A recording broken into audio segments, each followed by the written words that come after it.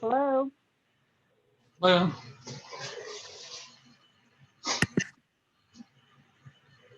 Bill, Yes. this is Sage, Jimmy, and Diana. We're having to go by phone. Power just went off in our area. So Right at 6 o'clock. Okay. Marissa's going to try and call in as well. Just a minute. Hey, I'm in here. Can you hear me? Yes. So Marissa, are you on the 9107 number? Yes.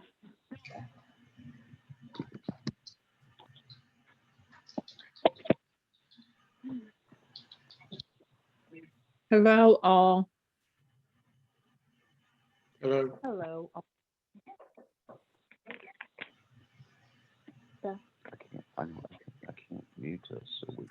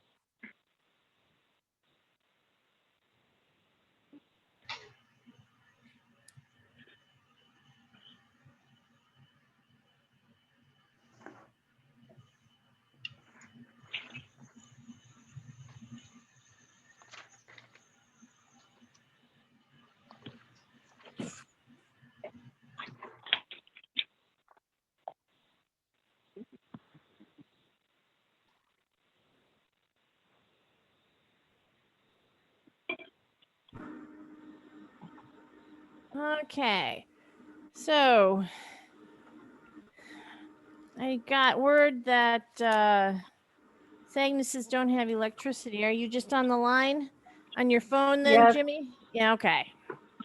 Yes. Okay.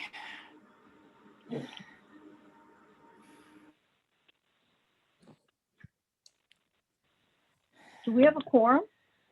Yeah, Art, Linda, Megan. Oh yeah, we're all here. I'm the last one to show up. Okay, so I'm seeing Sarah Teal, Sherry Johnson, Gerald, Chris Lambert.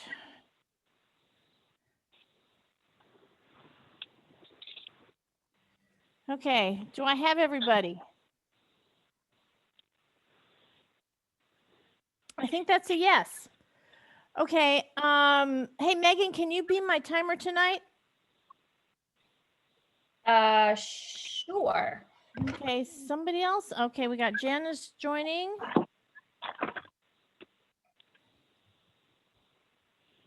Okay, that looks like it. So Sarah, did you want to make a public comment or address an agenda item? No, I have nothing to report tonight. Okay, and Sherry Johnson, did you have a public comment or to address agenda item? No, thank you. I'm just listening today. Okay, thank you. Gerald Burgess, did you have a public comment or did you want to address a agenda item? No comment tonight. I couldn't get mine edited under 2 minutes, so maybe next time. Okay. Chris Lambert, did you have an agenda item or a public comment? It's muted. Okay. Well, while we're waiting for Chris to pop on, how about you, Jana? Did you have a public comment or did you want to speak to an agenda item? Nope. I just want to hear about what's going on with the tree issue. That's it. Okay, and Chris, did you have a public comment or did you want to speak to an agenda item? Oh, just here to listen.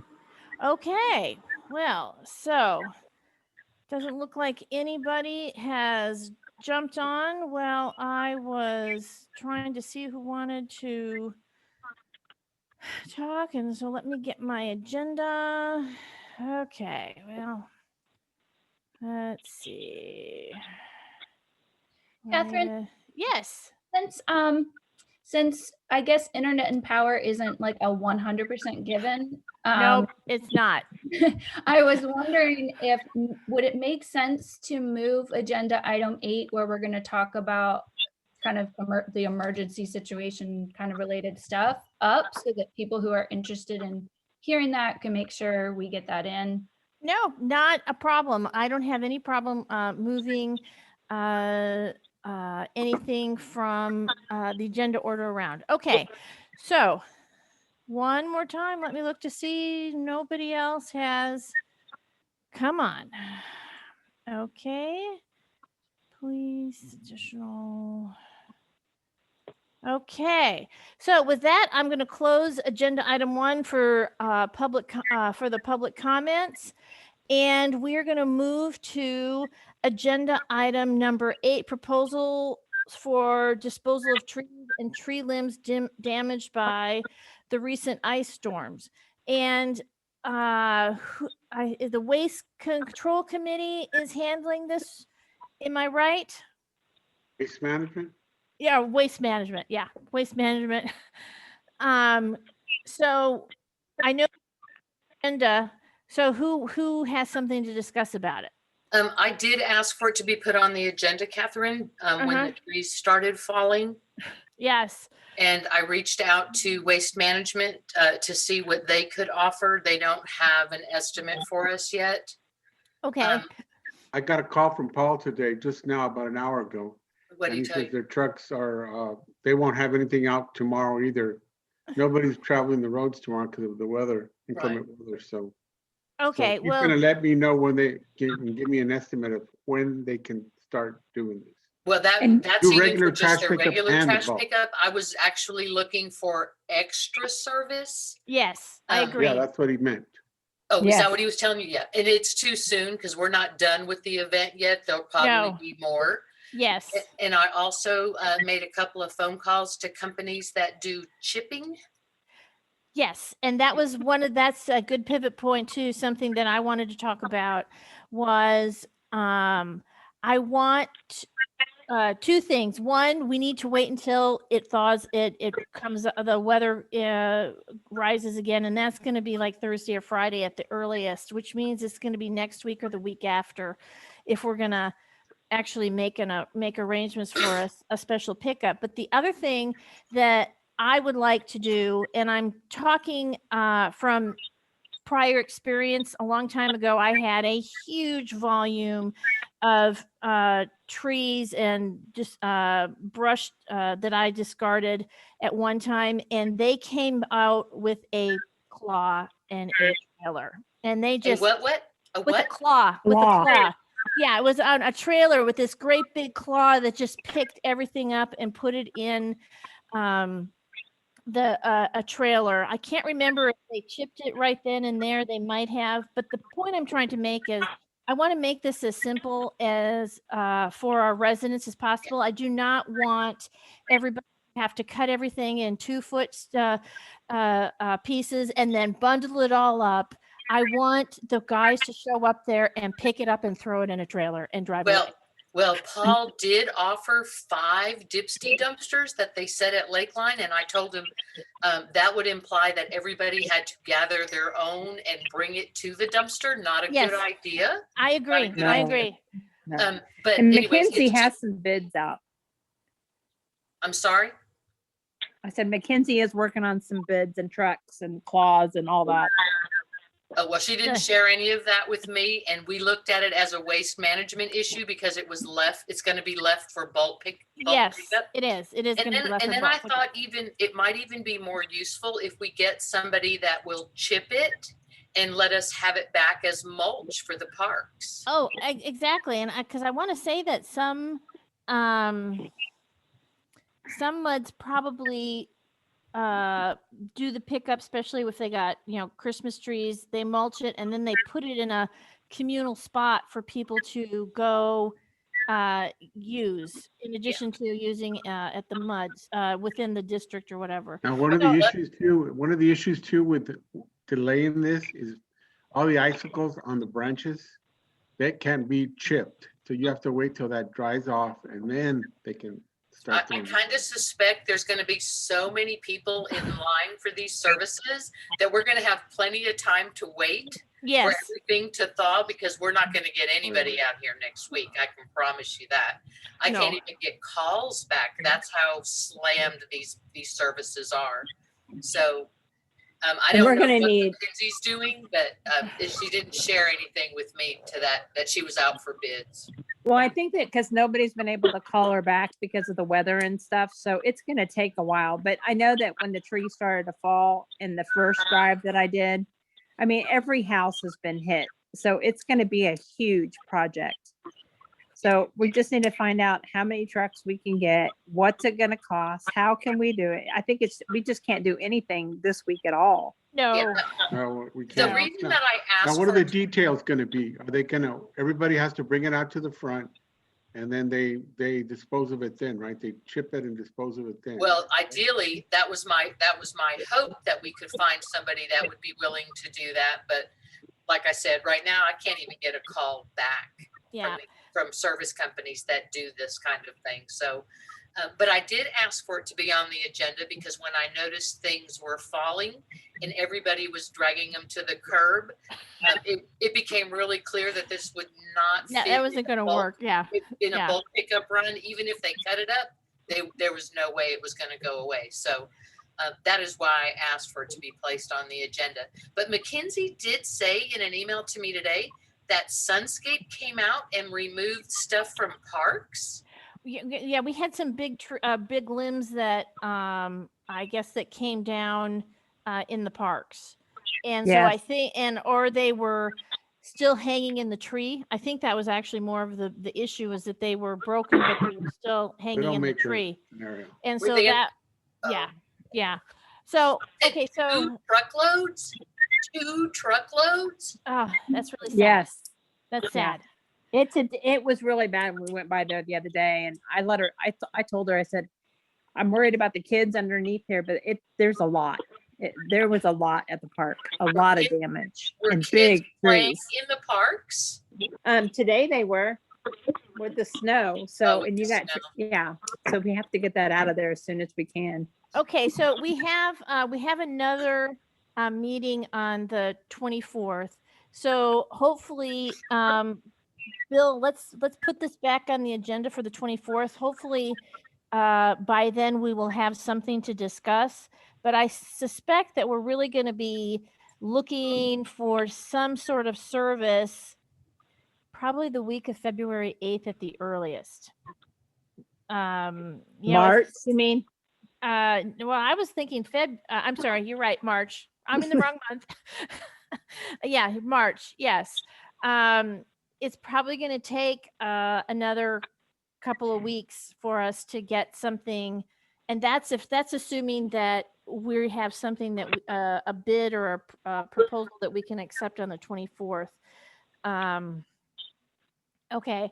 I guess what Do you by chance know the name of the company that the city of Austin uses? It's a yellow truck. It has the arm and it has a name that starts with an A. I don't. No, I That don't truck either. all the time, and I just cannot remember the name of that company. But they seem to have everything you asked for: the arm, the chipper, right there on the spot. Right. Davy? Are you thinking about Davy? I know someone who works for the city. I'll call. Never mind. I'll find out. So my question is then, relates to communication of all this, because a lot of people are wondering what the heck is going on. Who Yeah. puts this up? Is it coming? Where do I put my stuff? People have like mountains in some cases of tree limbs, like basically in the street. So I want to be able to communicate to people, through the website. Yeah.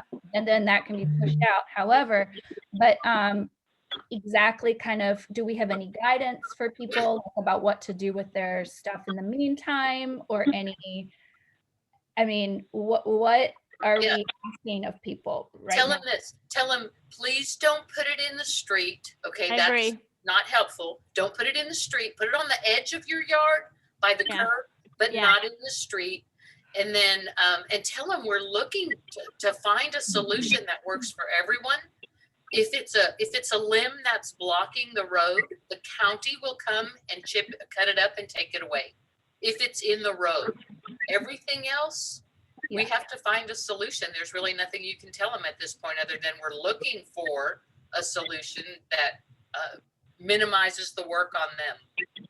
And we have to remember too that this is a disaster. And the other thing is that like I was sharing with a neighbor that, it has been declared a disaster. So we might be able to get some government funds to be able to help, because all these trucks are going to be full. So people are it's like Houston when they got hit by the hurricane. We just have to be able to tell them where to put it in a safe place. And it's going to take a few weeks for all this to get picked up.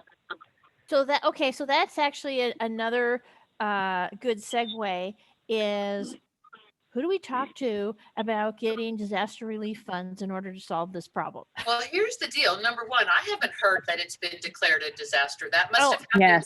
Yes. It was declared on Thursday. So it's been declared. The governor declared all 254 counties, and then President Biden declared a disaster also. Oh, yes. So we've got disaster money at 2 different levels supposedly. So the question is, how do we get some? Well, here's something else that I was going to ask Mackenzie is what our insurance covers for those trees, because homeowners insurance covers the loss of trees.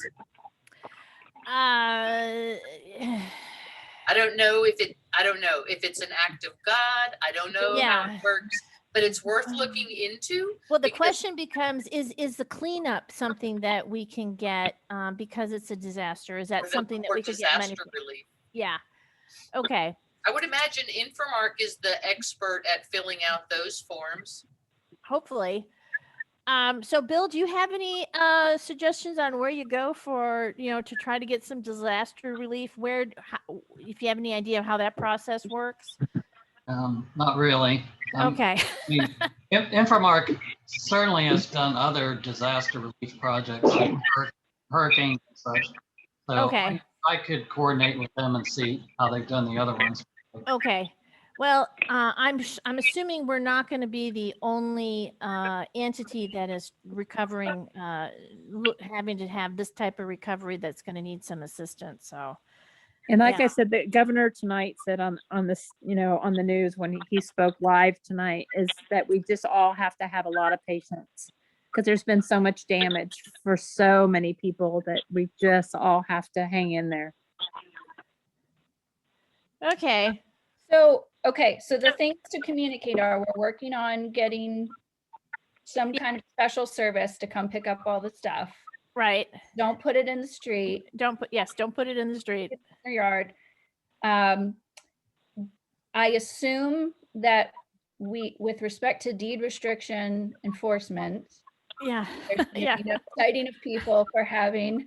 We're not going to be worrying about that. Now, I'm not going to say that next July, if your yard is still full of branches because you didn't get them to the curb, there's probably going to be a friendly letter that'll go out next July.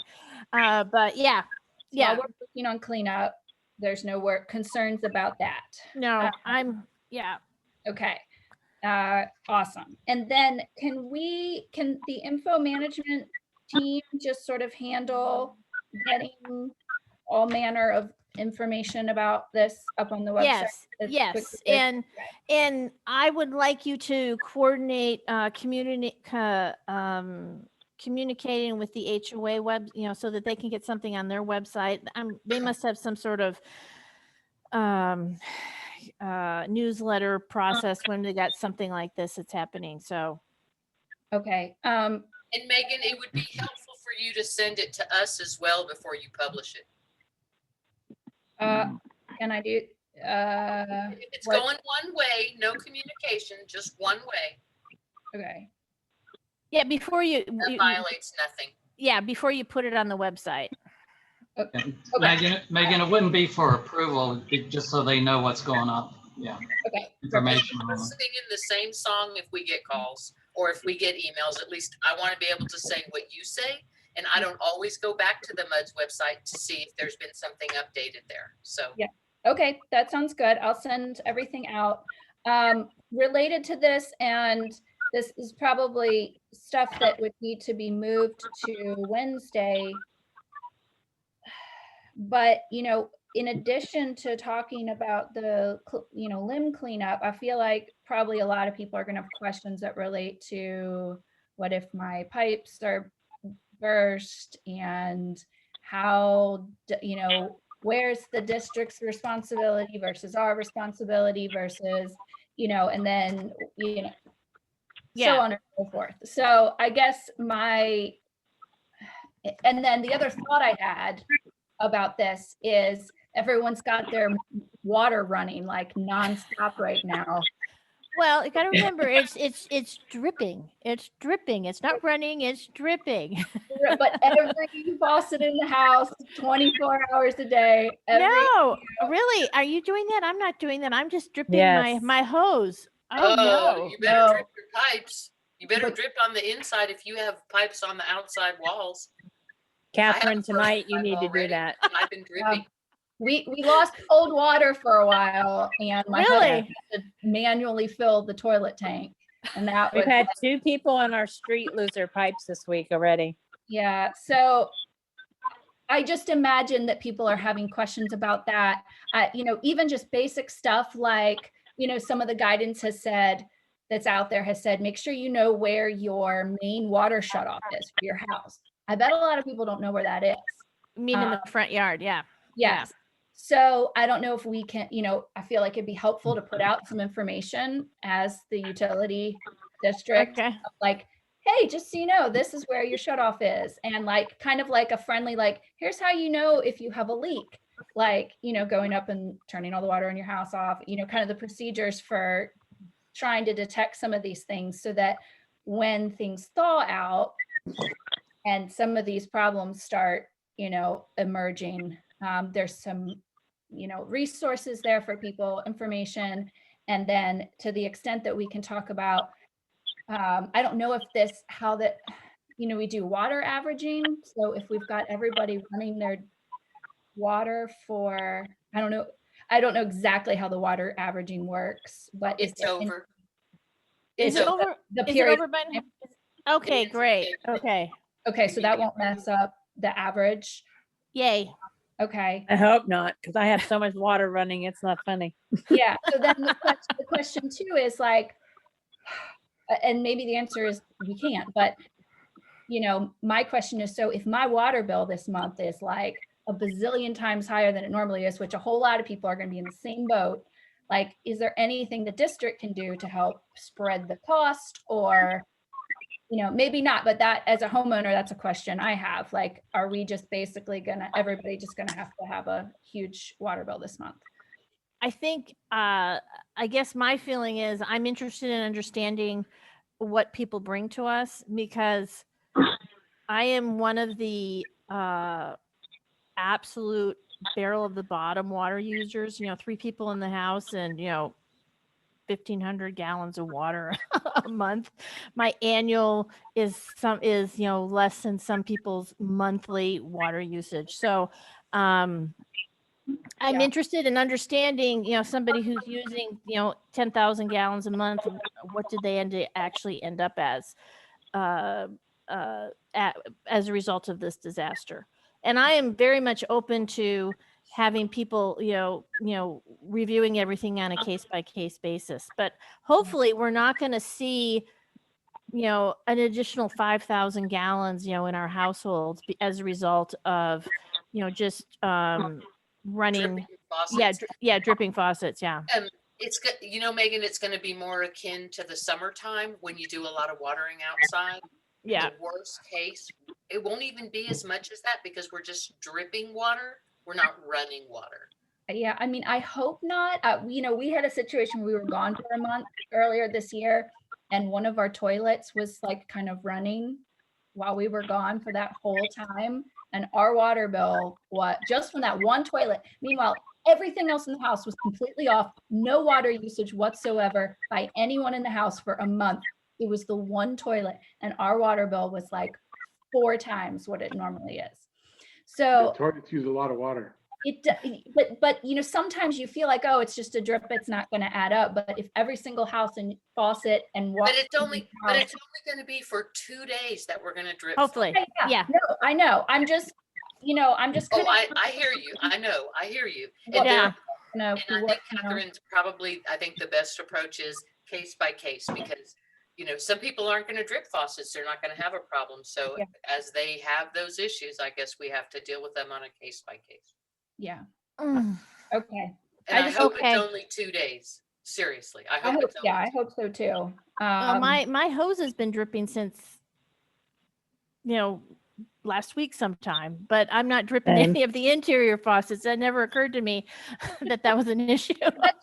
Catherine, tonight you really need to do that because I'm serious. We have 2 people on our street that have lost their water already. So and they did do the pipes. They had everything wrapped. They've done everything right. It's just too cold out. Texas, our houses aren't made for this. So there's a lot of homes that are in the same boat, I'm sure.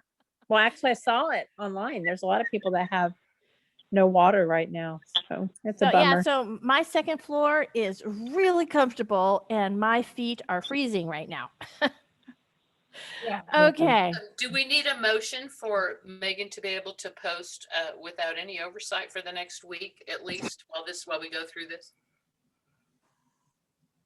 Bill? No, I don't think we need a motion. Okay. Just Megan, if you have any questions that Mark can answer, or if they have any information that can help you, just like Linda said, send the board a copy of what you're going to post so they know what's getting posted, and just go ahead and your committee just take care of it.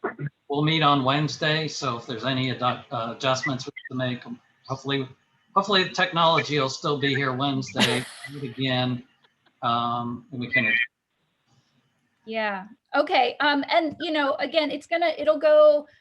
I won't just post to social media and I'll have to work with InfoMark anyway to get stuff up on the website. And then my strategy has just sort of been to link people back to the website or copy and paste what's being posted on the website so that it's just a consistent message. So. Okay. Do we have anything more on to discuss for the agenda item number 8? Okay. Agenda item number 2, management report from Sage Management. Okay, I'm going to hand this over to Jimmy or Diana, who's just here by phone.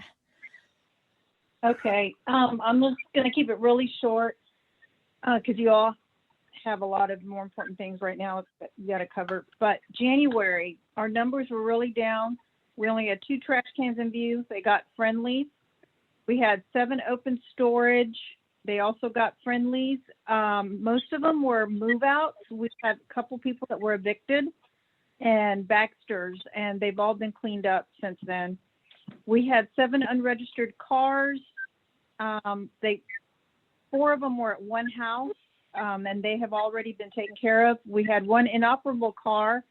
They contacted us, and they have also taken care of that. Their tires were on back order due to COVID. It's really hard to get specialty tires right now, but it's been taken care of. We had 4 flatbed trailers, 3 friendlies. 1 was pending committee review. It was a new violation on an escalated issue, and the committee has already talked about that, and it's taken care of. The boat, we sent a friendly. It's also taken care of. The 2 trailers, dumpsters, They've been submitted for committee review. Most of them are remodels, and people have contacted the committee to let them know that they're in the remodel process. We had 3 fencing issues. 2 were for the same. One of them has already filed an appeal. They've already fixed it. It's taken care of, and the committee will be answering to that appeal here right after I finish with this report. And we had 1 yard that was reported. We sent them a friendly, and it's been taken care of. Overnight parking violations were down. I think the largest section was Hunter's Glen, and they had 4. And other than that, it was 3 or less in the other sections. Okay. Any questions on that? No, actually, but I am going to circle back to something that we probably should have discussed about when we were talking about agenda item 8, because correct me if I'm wrong, Jimmy and Diana, you've received an awful lot of phone calls from people saying, hey, I'm parking my car on the street because I'm concerned that I'm going to have limbs falling on my car. Not a lot, not an awful lot. We did have a few, and the limbs had fallen across the driveway. So they were just letting us know that they were going to park in the street till they could get the limbs cleaned up. Okay. While we're on that, we are scheduled for an overnight tour, overnight parking tour this week. It's not going to happen, I don't think, folks. So we want to reschedule. We wanted to ask the committee, or if we could reschedule it for next week. Yeah, to me that makes perfect sense, because we've got a number of things going on where we still have stuff that is sort of in the street, and I know that we still have people who are concerned about finding a place to park their car because they don't want any branches falling on their vehicle. I am totally in favor of being flexible.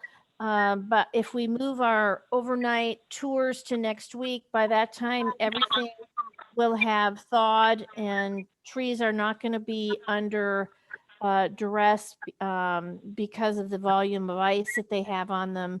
And people should hopefully have been able to clean up their driveways and at least move their debris in such a way that they can park their vehicles either appropriately on the street or in the driveway.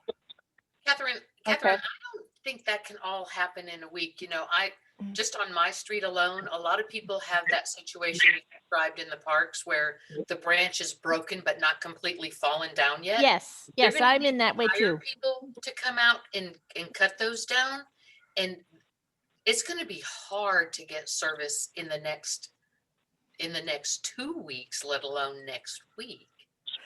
So your concern is that people are not going to be able to park in their driveways for an extended period of time? If they have one of those damaged limbs hanging over their driveway, and they're, until it's cut down, it is a risk that it can fall.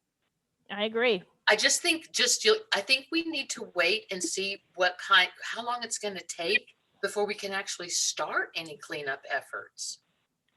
I would love to be able to say it starts next week, but it might take many more weeks before people can actually hire service providers. I'm not talking about that. What I'm saying is I'm not concerned about doing any kind of enforcement for overnight parking because people have decided that it is safer for their vehicles to be on the street versus even for the rest of February, because we're only talking 2 more weeks here. Exactly. Yeah.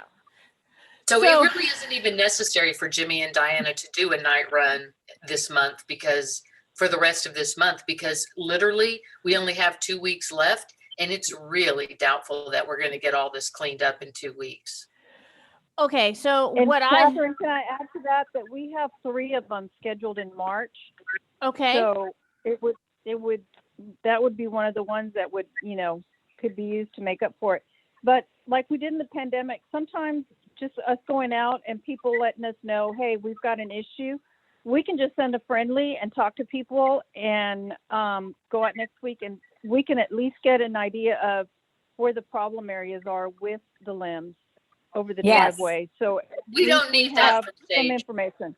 We I don't will need that say, I will information say from Sage. this, is that Jimmy, you have been, when I have ridden with you, you have so many people that stop and ask you for help.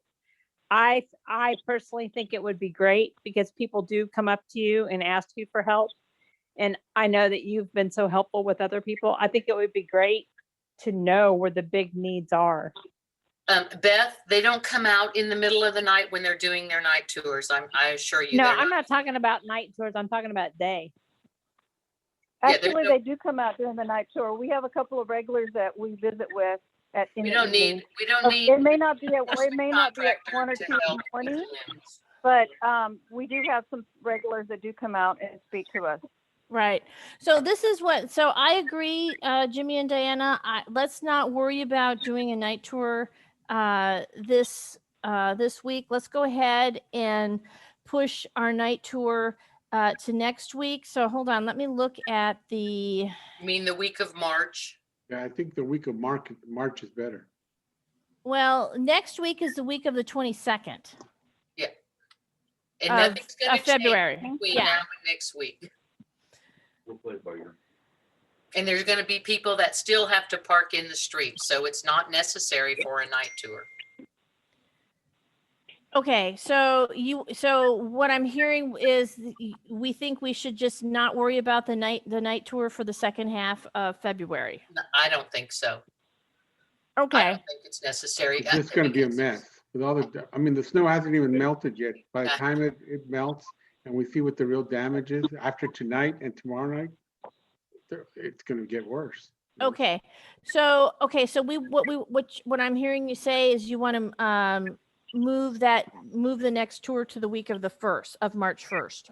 If possible, Which- yes. I mean, that's when we would be scheduled anyway. Because Yes. we're gonna have, if we would have gone every 2 weeks, we would be scheduled for that first week of March, and then we would have end up with 3 tours in March. Okay. But I mean, it's up to the committee. Okay, I agree that, I don't think that we're going to get a whole lot of insight as to what's going on in the district because things are such up in chaos. So I'm okay with just going ahead and skipping the night tour for the second half of this month and then picking it up on the first week of March. And by that time, we will have been above freezing for long enough so that we'll have a better understanding of how our neighborhood is starting to look. And there will be some Okay. communications with the residents already. Megan's gonna have stuff out on the website. We're gonna answer those questions, get the piles in the right spot, look at the magnitude. There'll be much more to see then. Yes, I agree. Right. Okay. Information that's on the website now was, said, don't worry about street parking in terms of deed restrictions. So basically that just needs to be updated to say, so through February, that the street parking. Realistically through February, yes. Yeah. Okay. Okay. So are we back to number 2? Yeah, we're back to number 2. You Sorry sure we're about done that. with 8 or 9 or whatever? Okay, number 2. Yeah. So, Okay. okay, so So, okay, actually we're still in the number 2 management report. So, okay, so let's circle back to the management report. So what other, what else did you need to share with us? That was really all that we had. We have had a lot of cleanup and a lot of, like I said, the unregistered cars, the boats, the fencing issues were taken care of. The ones that we still have to address have an appeal or have asked for an appeal, and that we're going to cover in number 3. Okay. So, Okay, so hold on. I got some, Let's go let me on get to my number notes 3. in front of me here so that okay. Okay, so we have, okay, so let's start going, let's go to agenda item number 3. wait, I'm not done with 2. Oh, I'm sorry. I didn't realize there was something else more to discuss. Yes, there is. I have some questions that I need Jimmy to answer for me. For open storage, The unsightly articles clause that discusses open storage, it requires committee involvement to determination and resolution, how to fix it. So these open storage violations have no committee involvement whatsoever. Ditto with fences. Fences also require the opinion of the committee as to condition and repair. It's essential in determining whether a fence needs any attention at all. These fence violations have no committee opinions attached to them. Pods, there's nothing published on the MUD's website about pods, nothing whatsoever. Dumpsters, same situation, nothing on the website about dumpsters. And a lady realtor in the neighborhood told a resident that you can have dumpsters in your driveway for 30 days. I don't know where she got that information from because I can't find anything on the website about that, but. Yeah, I'm thinking she made that one up too. Okay, so section 1 doesn't have an unsightly articles, and this month there aren't any reported in section 1. I just wanted to make sure that to remind Jimmy and Diana that there is no restriction for trailers in section 1 other than recreational vehicles, the kind you sleep in. So everybody else's trailer would be allowed to stay in section 1. Also, I'm going to share a screen. I promise you don't need to be worried. It's okay.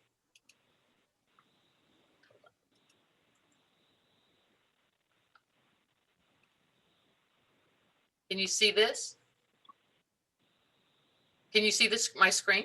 Yes. Yes. Okay, I've redacted everything, license plates, street addresses, but what I want to show you here is all the missing sightings. You see these yellow bars? That's missing sightings. And the way you can tell is because the report that's being given on January 21st is at the end of this row of dates. This one, you notice how it's at the top? That's a first sighting. So as I go through all these, I can see there's missing. We need to take this down because aren't we not supposed to be showing addresses anymore? We need There's to take no this address off. shown. I've redacted No, but we're everything. showing people's houses. We need to take this off. It's redacted. None of this is confidential. None of it. I've redacted everything that's privileged and confidential. No, I know. You can tell whose houses those are. No, You you need to take this off. This one was on last month's report. Notice it only has one date. Goodness. Okay, I don't think that And you. license plates numbers. They're redacted, Beth. Every one of them. Look. Okay, listen. Okay, you can't. I think you're making an invalid assumption about where I'm the not, where the because I went gaps back. are. No, I Because- went back and looked. No, I'm not making an invalid assumption. I went back and Let looked. me finish what I was saying. Is that, and Jimmy and Diana, please, and it's really unfortunate that you're not able to see what she's attempting to show us. But what I'm trying to say is that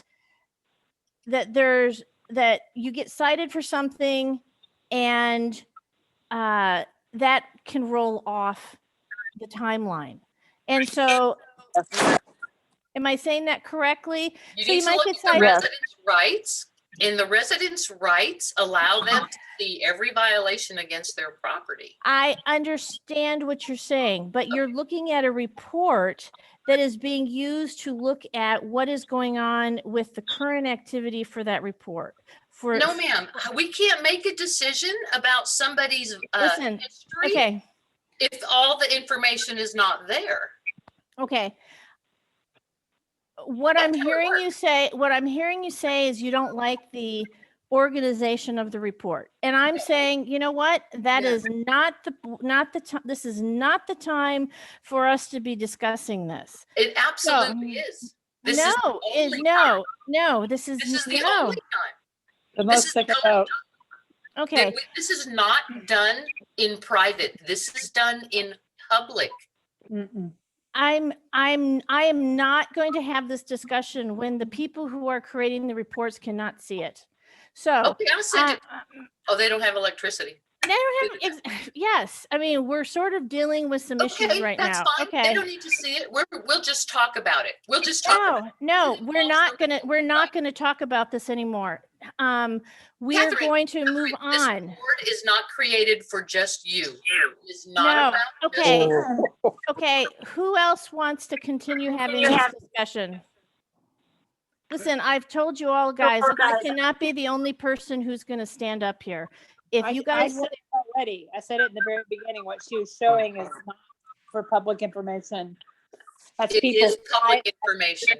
No, that's people's private information. No, it is not, Beth. You can ask Bill. He's sitting right there. He knows what has to be redacted and what doesn't. Nothing public was displayed. Nothing that is protected was displayed. And here's the deal, Catherine. here's the deal. Art asked last week, he wanted proof. I'm giving you the proof. Listen, what I'm telling you is I do not believe that you're interpreting this correctly. That's what I'm trying to say is you're looking Unless at, you well, it's look- in line 1 versus line 7, and No. I'm going that I do not believe that. Well, if you No. look at last month's report, you can see one of the examples. It was on last month's report, and this month we're only showing one. That house has minimum of 2 sightings, minimum of 2 sightings. Now, how are we supposed to make decisions on where they fall in the violation scheme if we don't see all the sightings? No, Catherine, this is exactly what the problem wait a is. minute. Let's Catherine, talk. it's a committee decision where it falls because we cover it in committee. It is That's what I was about to say. It is in committee, Hey, not Linda, out could you here. please stop sharing? Linda, would you Oh, I please thought I stop did. sharing your screen? Yeah, hold on. Listen, Hold on, let me figure out how. Where is it? Oh, here it is. at the Yeah, top. I got it. Hold on. There you go. There we go. There you go. Okay. So here's the thing. Committees are advisory. They don't get to make all the decisions, Beth. This has been discussed now for 3 months. This is how it works. Public Wait a meeting minute. where Wait a we minute. discuss this. Whether you like it or you don't, you have to discuss it. Wait a minute. No. Wait a minute. Wrong. Bill, No. I need you to weigh in here. We have a process. And we do not have to micromanage the process. We have violations that are sent out. We get courtesy letters and we get violation letters, we get pre-fine letters. We do not have to be discussing and micromanaging every single letter that goes out. That is not the way this process is supposed to be working. Well, actually, Catherine, I am reviewing Sage Management's performance, so it absolutely is Well, relevant. okay, and I'm going to repeat. I'm going to repeat myself from last month that I dissolved the ad hoc committee that I'd started, and you can continue. And I've asked you when you finish your report that you are to send it to Bill. You are not to publish it on social media. You're not to put You don't it get to on your make that Facebook. decision. You don't get to make that decision for me. Wait a minute, Bill. She's now saying that she can do anything she wants and publish anything without it being reviewed by the board. I'm giving Now you an that's what opportunity she's- to review it right now, and you don't No, want. I am not this. That is not what this is. If you don't want to see it, that's your choice. That's No, your. Linda, we made a vote on it and we all voted said last- no. Last month at the last board meeting, we voted as a board to dissolve.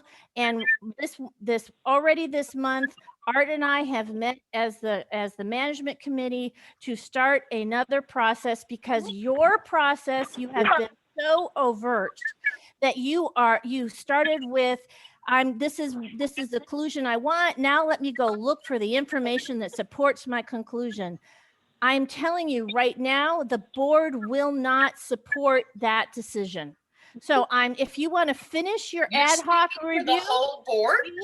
Yes, last month, the board voted to give the management committee the authority to impanel another review process. Okay. You can do that all you want. That does not stop me from reviewing this contractor's performance. I'm not going to argue that. You can do that all you want. When And you I are intend to. finished, when you finish, you will give that report to Bill. I'm sure Bill will see a copy of it. You can count on Yes, it. it is not, but I'm telling you, you will not be publishing it on social media. You will You not will be. not tell me, Catherine, what I can do with my results. You Bill, will not tell me. Bill, support me here. She's saying that she's going to go out. She's going to do her own review Yep. and come to her own conclusions, not allow the board to review it, and then she's going to start publishing it. Oh, Is this And the Bill- is this the way a mud board is supposed to work? No, and Bill, I hope that you'll ask for a vote because I think you'll get a vote from everybody but one. All right, let me interject for a minute, if you guys will just calm down. The ethics policy that Linda referred to as to the ability for a single director to do a contract review actually says the contractors will be reviewed annually or more often if requested by the board or a single director. So she can request the review, which she's obviously done. There's no provision in there for a review by a single director. It's not in the code of ethics. It's the request for review. However, I would think that any director that wants to make an investigation can make their own personal investigation, but it would not become a report of the board until the board adopted it. So there's two different things going on here. If Director Fobb wants to review information or prepare a report, she certainly can do that, but it will not be a report adopted by the board until they vote on it. Okay, but you're still not answering my question. So what she's saying is I can go off and do any kind of performance review. I can do any kind of investigation I want, and then I can just publish my findings without having it be reviewed by the board. Is that what you're saying? It would be, if she does that, it'll be an unofficial investigation. It would not be a board review. And Catherine, I don't need your help putting words in my mouth. I'm pretty good doing it myself. I did not tell you I would go do it. I told you, you don't get to tell me what I can do. That's not your position. You're not the president of the United States. You're the president of this board. And therefore you can set direction and I will follow gladly, but do not. You're not interested in following the direction. I'm not going to follow a crooked path, but I will follow a straight one. Okay, so I need the rest of the board to weigh in here. Am I trying to force Linda down a crooked path when I say it is not appropriate for her to go off and do an investigation and then declare this on any kind of social media that she wants as a valid investigation? That would be your personal opinions, and really that doesn't matter one hill of beans here. Has the subcommittee approved the report, the process for Sage? We have, correct? Listen, we are so far off topic. It is. I didn't hear you, Art. I apologize. I said, has the subcommittee approved the process for doing the reporting? We have, haven't we? Right. Yes. Well, I mean, Art, we've met and we're gonna come up with a process and have Not for the audit, but for the, because Linda, describe to me again, what issue are you having with their report? I'm having more of an issue with this report. This month, they did not step out of line. Most of what they have actually exists in a deed. Where they're failing every single month is they're not involving the committee to make decisions. And by that committee, I don't mean the DRC. I'm talking about that ACC that you guys treasure so much. According to the deed, the ACC is required on fences and unsightly articles to determine the condition and the required repair. I disagree with your interpretation. It's written in the deed. I'm not making that up. So that's one of my issues, Art, that there's no committee involvement and Sage is going around telling people to fix the committee for for the neighborhood association. That's what you're referring to, right? It's supposed to have committee involvement to determine condition and how to repair. It's supposed to be done in writing. It's written right in the deed. So that's my number one. That's one of my problems. But a bigger problem is the violation of the residents' rights according to the SAGE contract. And I just sent all of you the spreadsheet for this month.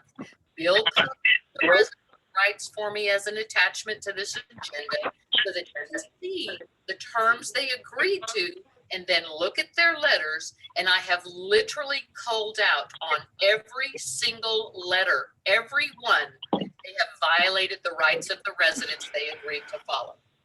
Everyone.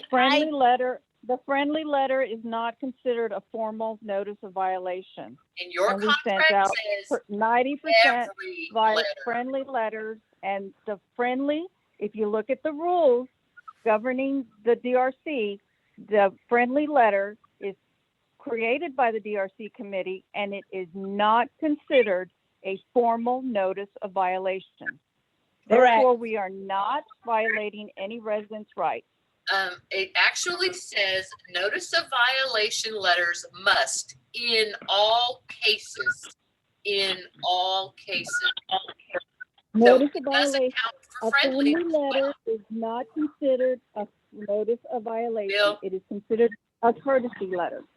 Bill, Say I'm that gonna again, Diana? clarify the contract for Friendly SAGE. letter, the friendly letter, the definition on the first page of the rules, it says that the friendly letter is considered a courtesy letter. It is prior to the notice of formal violation letters. Prior. Correct. Yes. It is not a notice of violation. It is a courtesy letter. And the No, DRC it's a committee notice can of create it, violation. and the DRC committee controls the friendly letters. And the DRC committee tells us, directs us when and how many times we can use it. So Correct. that is wrong. Then you both need to read Exhibit B, which is agenda item 4. I guess we're done with 2 because you Exhibit B, do not want to address the Exhibit B is problem. based on, it's a summary and based on the rules that have been provided. And they're on the website. No, that is not what you're. Okay, so hold on. Bill, I need you to, I know that you can't stand this, but Bill, I need you to be giving me some support here, because I think that we have a disagreement over what the intent is and what the contract says. I think that we are following what the process was supposed to be, and we're having a very black and white interpretation of what the process is supposed to be by Linda. And so I'm frustrated that we're not getting any more feedback from you that tells us who has interpreted the contract more correctly. So the reason you're not getting a lot of feedback from me is a lot of this would constitute legal advice that I prefer to do in executive session. Okay. And that would include the interpretations stated by Linda, not just of the contract, but of some of the deed restriction violations and the application of the residents' rights. Okay. We need to do that, Bill, because we're 3 months in and it continues to happen. And there is no progress being made at all. And these rights are still being violated every time a letter goes out. It's too simple. I disagree. I disagree. I totally disagree. I do too. I This do is the too. process we've been doing, and we ran this through legal. Why is it a violation of rights? I need to understand that. Well, see, I think the part that where we're really having a disagreement with is this whole concept of a friendly letter, a courtesy letter, and those are not the definition of violations. It does, so we're going to have to take this into executive committee. Okay. So let's go ahead and move forward. Okay. So hold on. Let me get my agenda back up. Okay. So agenda item 3, pending appeal of fines for violations of the district. So I have got, okay, so this is, I'm trying to, let me get my notes here.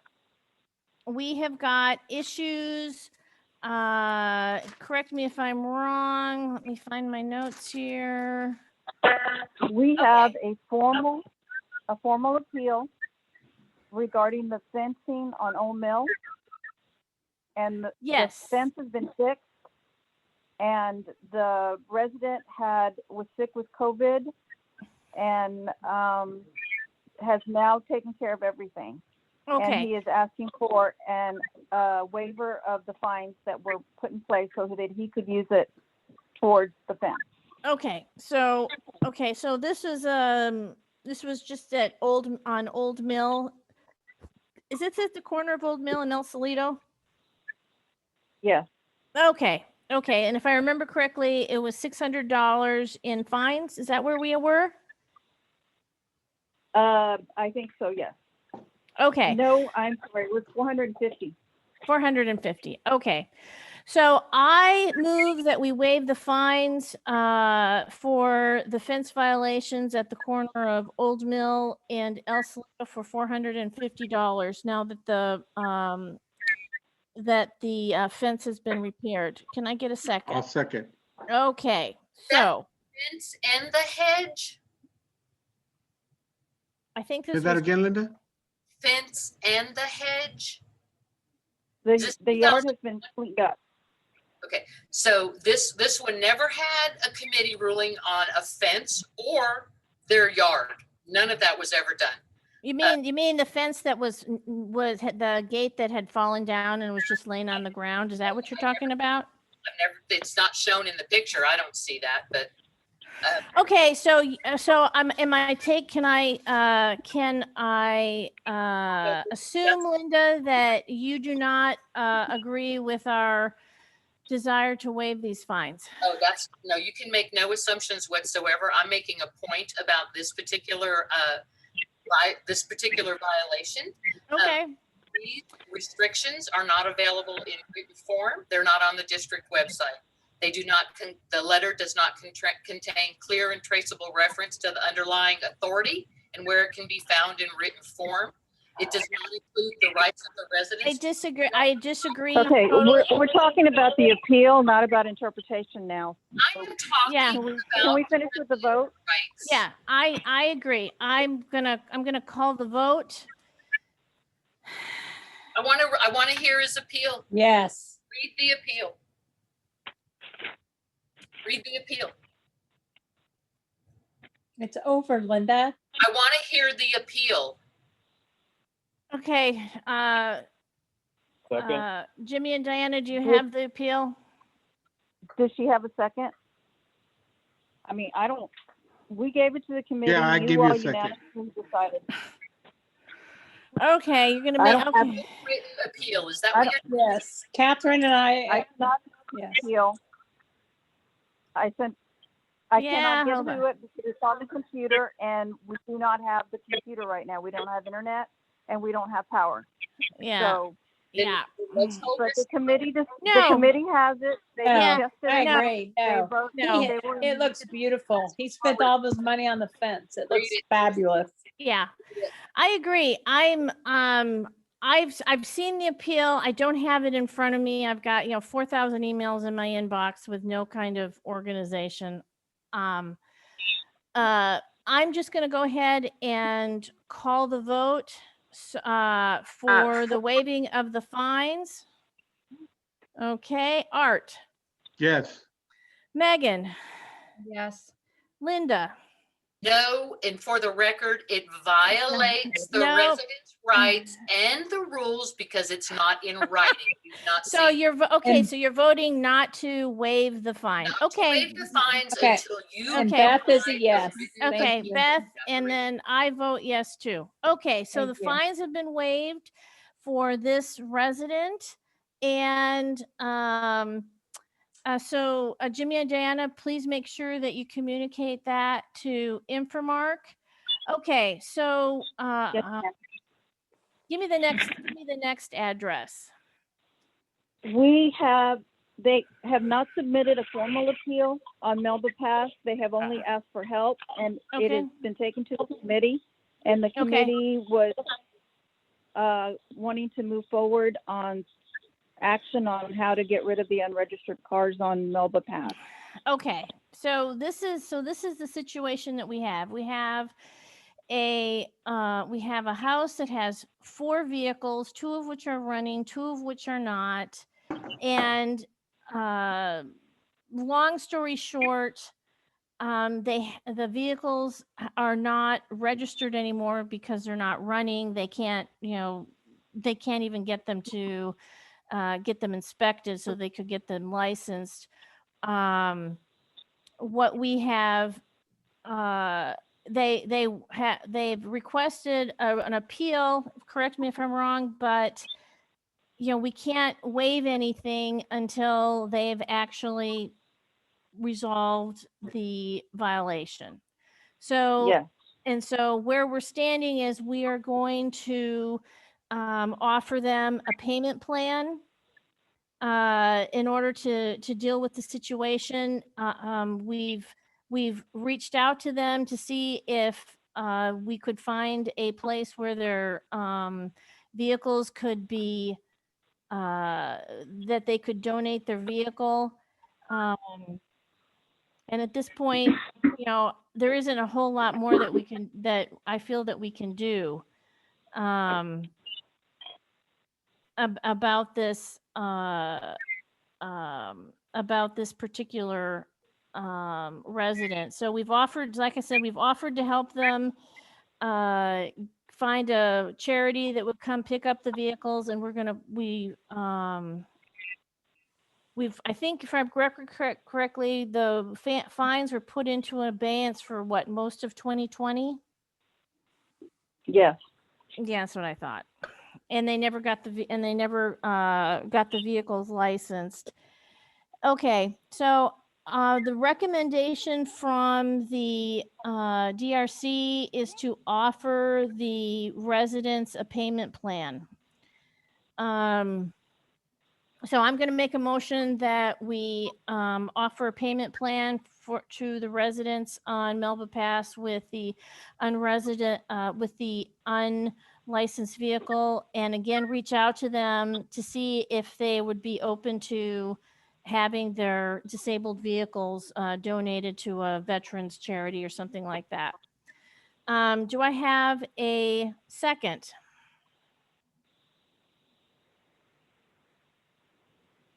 Do I have okay, I have a second. Okay. Is there any discussion as it relates to this particular appeal? Yes. Why were their fines stopped in March? The plan was to, put them, well, I think you're talking about last March, right? March 2020, yeah. Yeah, last March. So the plan was, and correct me if I'm wrong, Diana, was that I think everybody's fines were actually put into abeyance, wasn't it, during the pandemic? Protocol. When we went into pandemic protocol, the people that were already in fines continued getting fines. If they were not at the fine stage yet, if they were at pre-fine or a formal letter, they stayed where they were at. In this case, it was a special circumstance because we had 2 disabled veterans that asked for assistance. Right. And we're a year later and nothing's been resolved. They continued. Yeah, they did have, because they had fines regarding this registered cars before that, they also applied for a waiver on the contingency that they were going to get the cars fixed. And they had some fines waived in May of 2020, but they never did get the cars fixed. They never did get them registered. And we kept working with them through the summer. They reached back out and said that they just couldn't do it. And when we came out of pandemic protocol, the committee asked us to restart the fines process. And that's where we are right now. Right. So Catherine, There's other residents in this neighborhood that during the pandemic protocol were fined for every violation that they did because they were already in the protocol.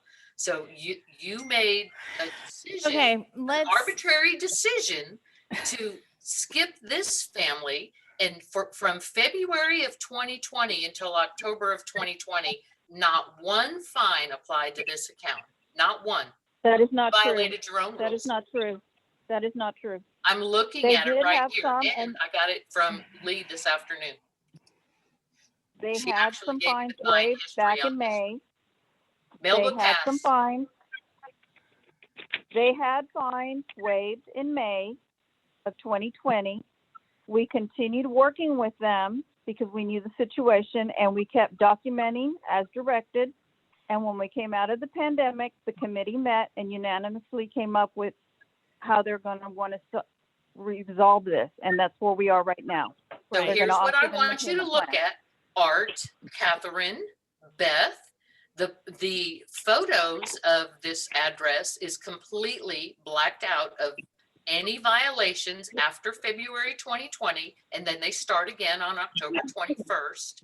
And then according to Lee's research, they haven't had a fine attached to their account since March 20th of 2020, which is when pandemic protocol started. And then they picked up again. The next fine was November of 2020. Not even in October did they get one. Okay, so This what family has I'm been treated differently, and you so need to tell me why. what I'm hearing you say is that you want us to add more fines to this to the No, disabled. Catherine, I want you to tell me why you are arbitrary and capricious about fining people in this district. Why I some totally get fines and disagree some with your. That's why we have committees, is so we don't have to share people's personal information on the board while we're doing a meeting. That's where I'm really struggling with this, is that this is not public. Yes, it is, Beth. No, Linda, you are being very cruel to the people that we're discussing right now. Please stop. No, Beth, I will not stop. We're not Okay, talking about the okay, people. so- We're talking about Can the we get back on fines topic? against this property. Let's get back on topic. So I'm gonna go ahead and call the vote. We're not done discussing, Catherine. Yes, we are, because No, we're I'm not. calling the vote. Yes, I'm calling the vote. Yes, I am. So Bill, I vote yes. if you're not going to weigh in, Bill? Bill, then we're going to have to just either end the meeting or Art? get another arbitrator in here. Because Okay, this- so, There's too much discussion going on. I can't hear. Catherine, Yeah, want to end discussion, you can have a motion and a second to end discussion. okay. Please. Okay, if we're gonna start having these kind of rules, okay, I move that we end discussion. I need a second. Second. Okay, I'm now going to call the vote.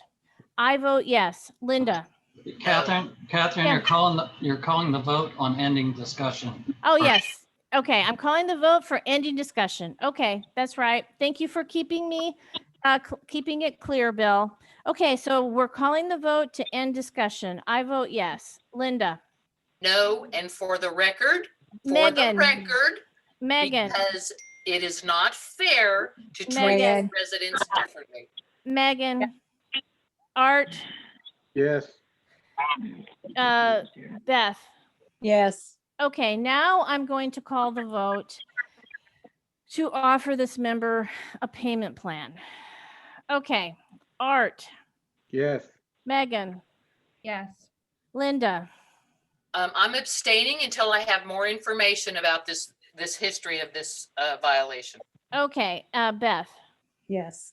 and I vote yes too. Okay, and we have one more appeal. Am I correct?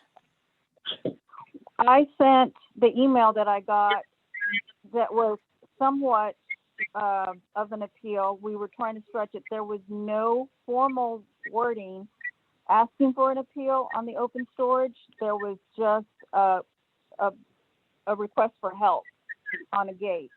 So I don't know if the committee wants to table this until we have the right appeal, or if Bill wants to weigh in and say that we can use that email as an appeal.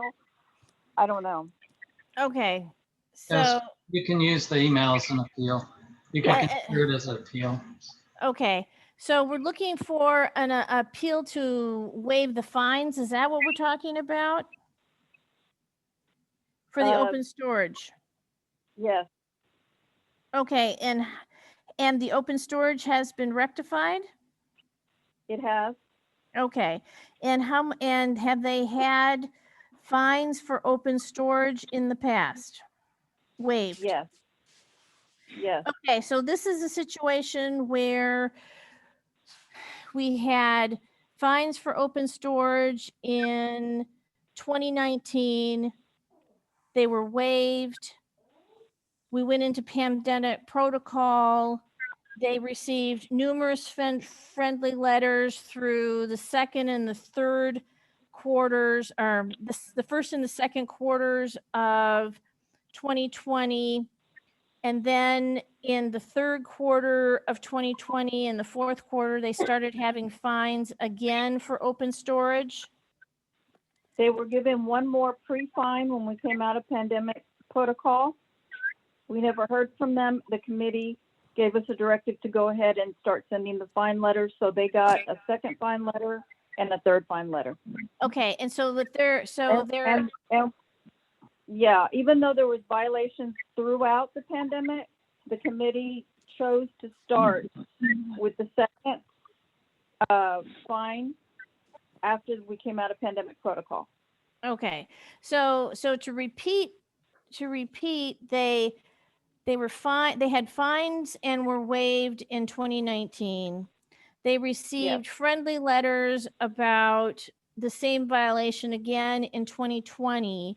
And then when we came out of pandemic protocol, they continued to have the same violations, and they received 2 violations for open storage, which they have now cleaned up, but they want those fines waived for a second time.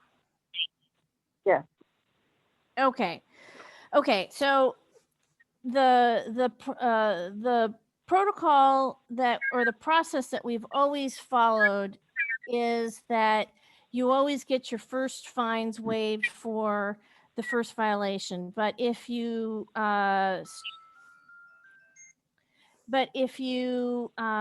fined again for the same subsequent violation, you do not get those fines waived, because there's no incentive to be in compliance if you can continue to have violations and just have them waived. So I'm going to make a recommendation that we offer this resident a payment plan for their fines. Can I have a second? Who's on the committee? Beth. Okay. Yes. Yes. Okay. So is there any, I've explained the timeline here multiple times.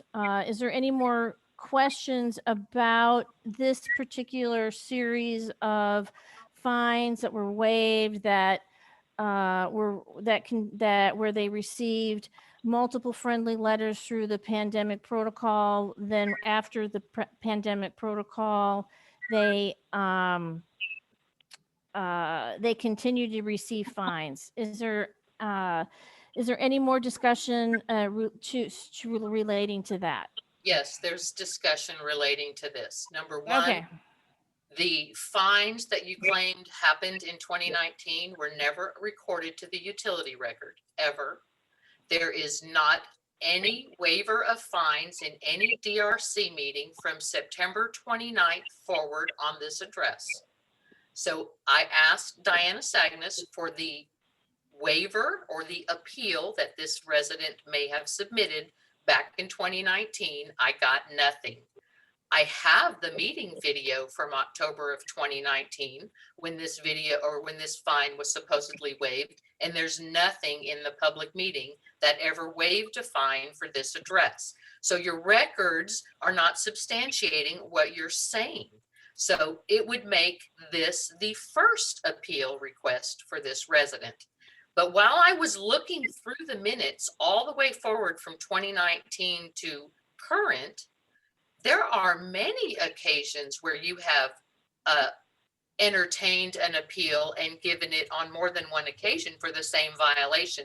And an example is the Hunter's Glen 1 property that brought Hunter's Glen 1 into the Sage Management deed enforcement. The one family with the lawsuit, they had a whole bunch of problems with their property, huge amounts of fines, a very upset president of Hunter's Glen 1.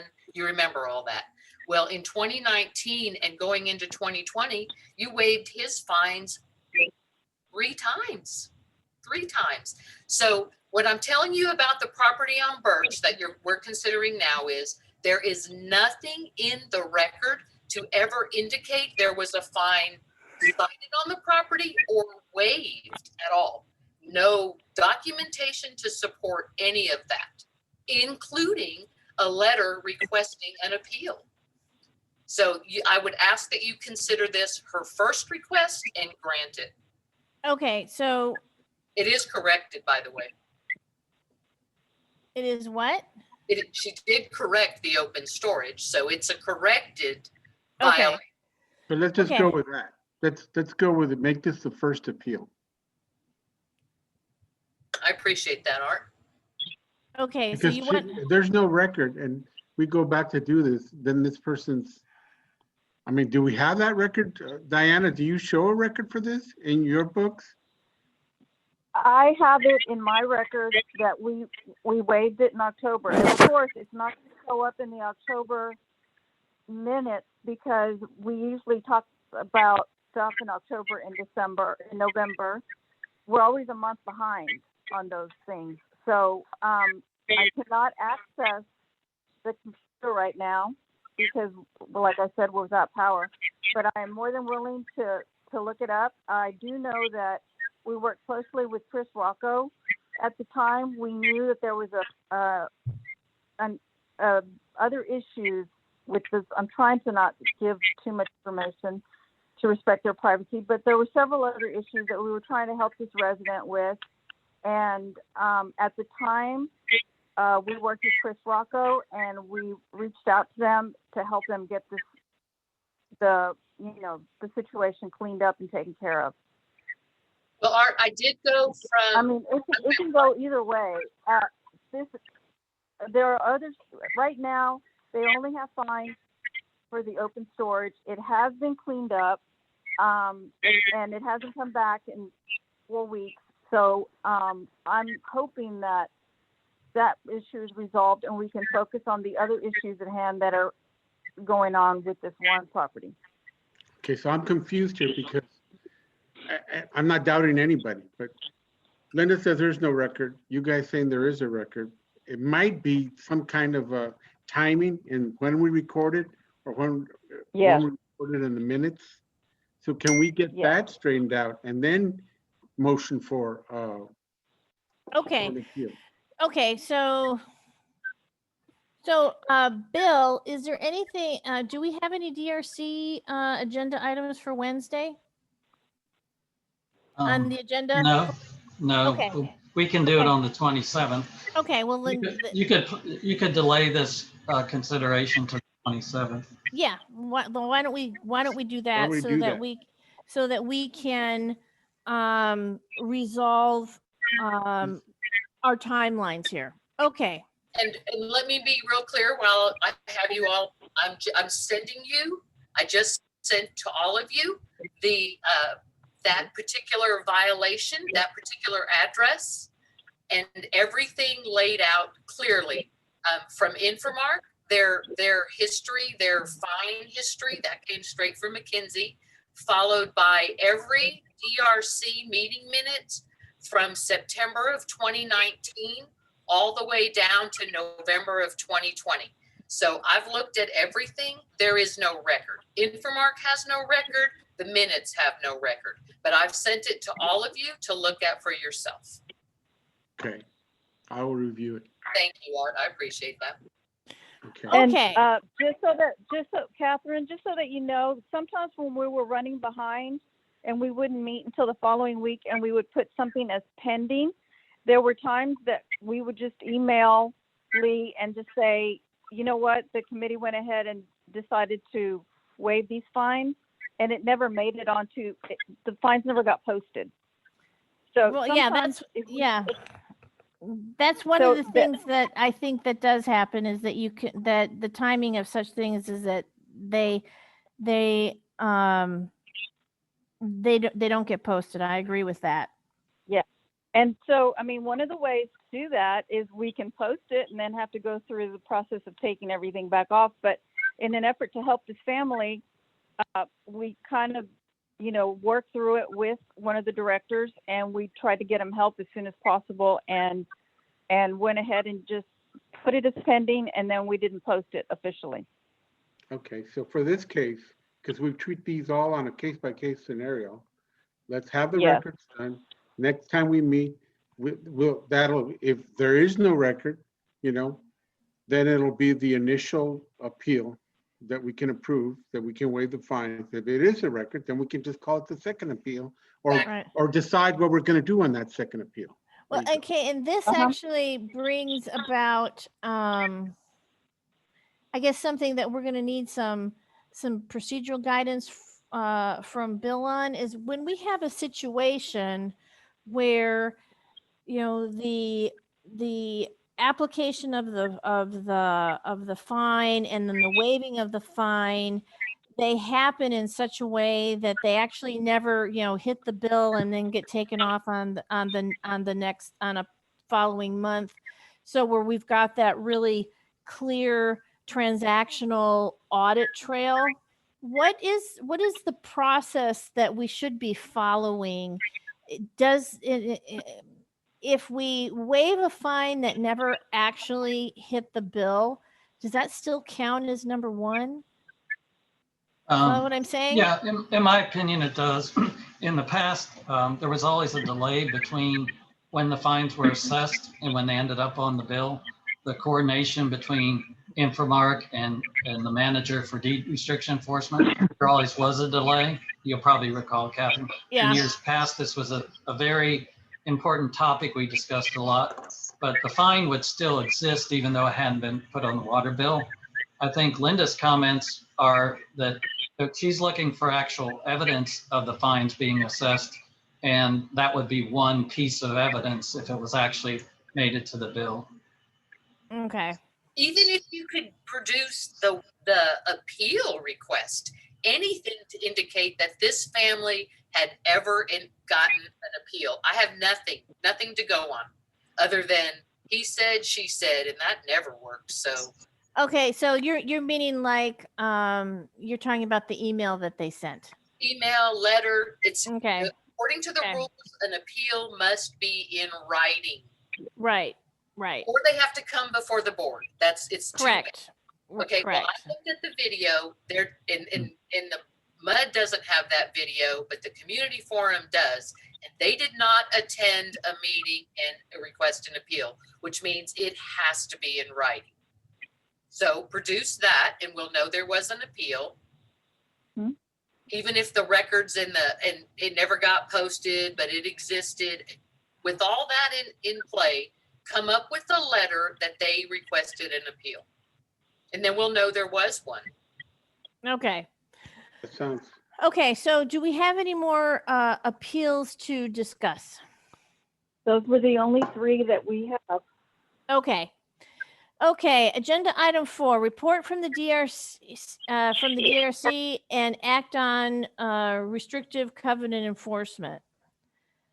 Catherine, let me interject real quick. This would be the item that we would take into executive session to cover those issues if we want to do that tonight. Okay, well, I will point out a couple things, if I may. Sage Management doesn't have computer connection, just telephone, because their power's out. Yeah. And I really think that we would need to include them in that executive session to actually work through these issues. Yeah, so I agree. I'm going to suggest that perhaps we do it on the 24th. And when they're available to look at their computer screens and join us in executive session. Okay, that's fine.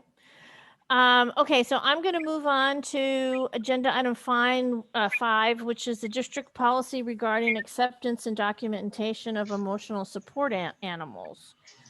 Yes, so Okay. we brought this back. We had a more modest version of the policy previously.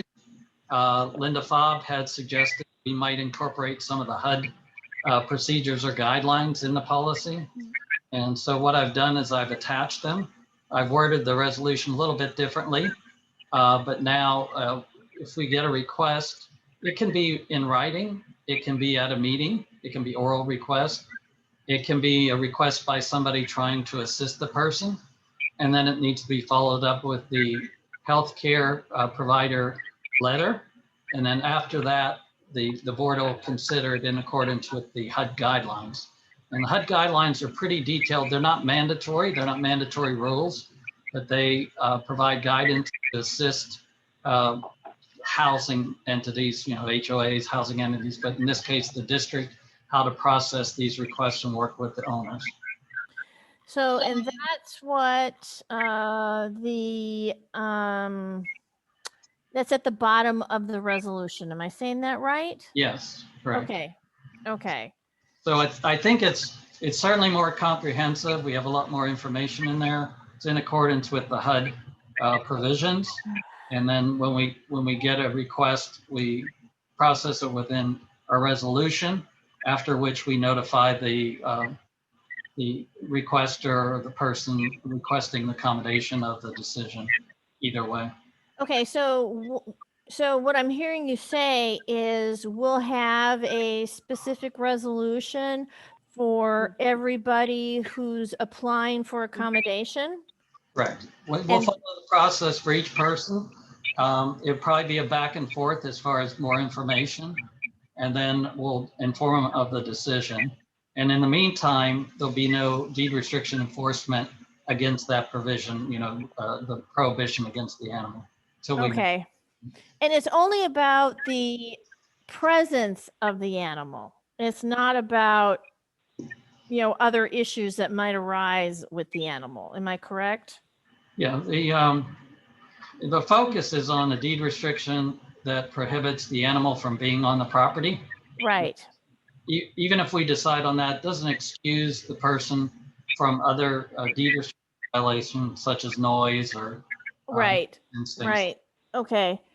Okay. So, but the point I was trying to get to is because we're going to have a resolution that is specific to each application, does that mean that the resolution is going to be individually crafted? It's not going to be a a fill in the blank with the name and the type of animal. Is it going to have to be more detailed than that and more customized than that? That's what I'm trying to understand. Yeah, it likely will be. It will be more customized. The decisions. The resolution will be more customized? I'm confused. Well, not there's two things, Catherine and Linda. One is the resolution that we have in the packet, which is to establish our policy and procedure. Right. Then the resulting decision will probably be customized to that person, depending on their pet and their situation, their healthcare provider letter. So okay, we still need a policy to follow the process, which is what this resolution is, establishing the process. Okay. Is it an evaluation process? Is that what it entails? Yeah, you have a request for accommodation. You obtain information on the animal, the healthcare provider letter, the situation of the person, and then determine in accordance with the HUD guidelines whether an accommodation should be made or not. And there are going to be some instances where you're not going to make an accommodation there'll be some animals that probably will not be accommodated. You mean if somebody decided they needed to have a horse? Perhaps that would be a possible example. Yeah, I'm not gonna say definitively that all horses would be excluded, but yeah, I understand. there's a process we would go through where they right. would The requester would have to show that they could not be accommodated by other animals. Is that the reason why in this resolution you stepped further out than even HUD does and asks for a detailed description of the animal, including species, breed, color, size, weight? That's only if it's a written request. They can make an oral request too. Why is that information really relevant if it is an accommodation? Well, we have to gather information to make our decision, so it is relevant. Now, if we didn't require it up front, we would probably ask for it in the process, communicating with the person. Actually, in the HUD guideline, the provider, the mental health or health professional is required to tell you the animal that is providing the support. So that's where your information about the animal comes from. Yeah. From the healthcare. And the one healthcare provider letter that we do have is not specific to the animal. So actually, it's very specific to what HUD allows and actually encourages us to. I won't go into any details, Linda, but it does not even mention the type of animal except for. So that letter would be easy to deny because it doesn't cover the animal in question. But you see, the healthcare provider did put the kind of animal that was recommended for emotional support. It just doesn't happen to coincide with what this resident has. Okay, we might be talking about two different houses. I'm talking about the one on Hanneke. Okay, all right. So are you talking that one? Yes. Okay. The healthcare provider letter does not say type of bird. Doesn't say what type of bird. Right. The healthcare provider picked one of those common household animals, not the unique. Specific, yes. Okay. I'm agreeing with you. Okay. So yeah, so that one, if we were using that one as an example, it would not conform to this. The animals in question would not be granted emotional support because it's not the animals in the yard. It's not specific to those animals. So under the process, I believe we would tell the owner that we need additional information or it will be denied. Or the healthcare provider would have to specify the unique. Correct. They would have to revise their letter. Yes. Right. So I'm agreeing with you. I'm agreeing with you. Okay. Yes. Yeah, I saw the same thing when I read it. But I was wondering why in the policy, in the resolution, you would ask for those kind of details, because that should be provided on the letter from the mental or medical professional. Well, it would be not. It would be nice if we had it both ways so we could compare them. We're not always going to be able to go out to the property and inspect the animals, so it would be nice to know what the owner has that they're requesting accommodation for. My only concern with doing this, Bill, is that somebody will make a decision that they don't like this kind of animal because it's too big, it's too fat, it's too stinky, and those are not options. I disagree with your last one because and it gets back to what I said earlier. It's this resolution is only about the presence of the animal. It doesn't preclude the resident from making sure that they don't have other issues like it being stinky. You know, yeah. So, Sure. But that's not about emotional support. That's about other violations. Exactly. It's not about emotional support. It's about. I agree. So, but anyway, I guess. So I think I personally don't like that kind of information being a requirement to submit an emotional support request. I think emotional support means you're looking at a doctor's letter that says they need X, Y, or Z, and you have to decide if that fits in this neighborhood. And the provider tells you what that animal is.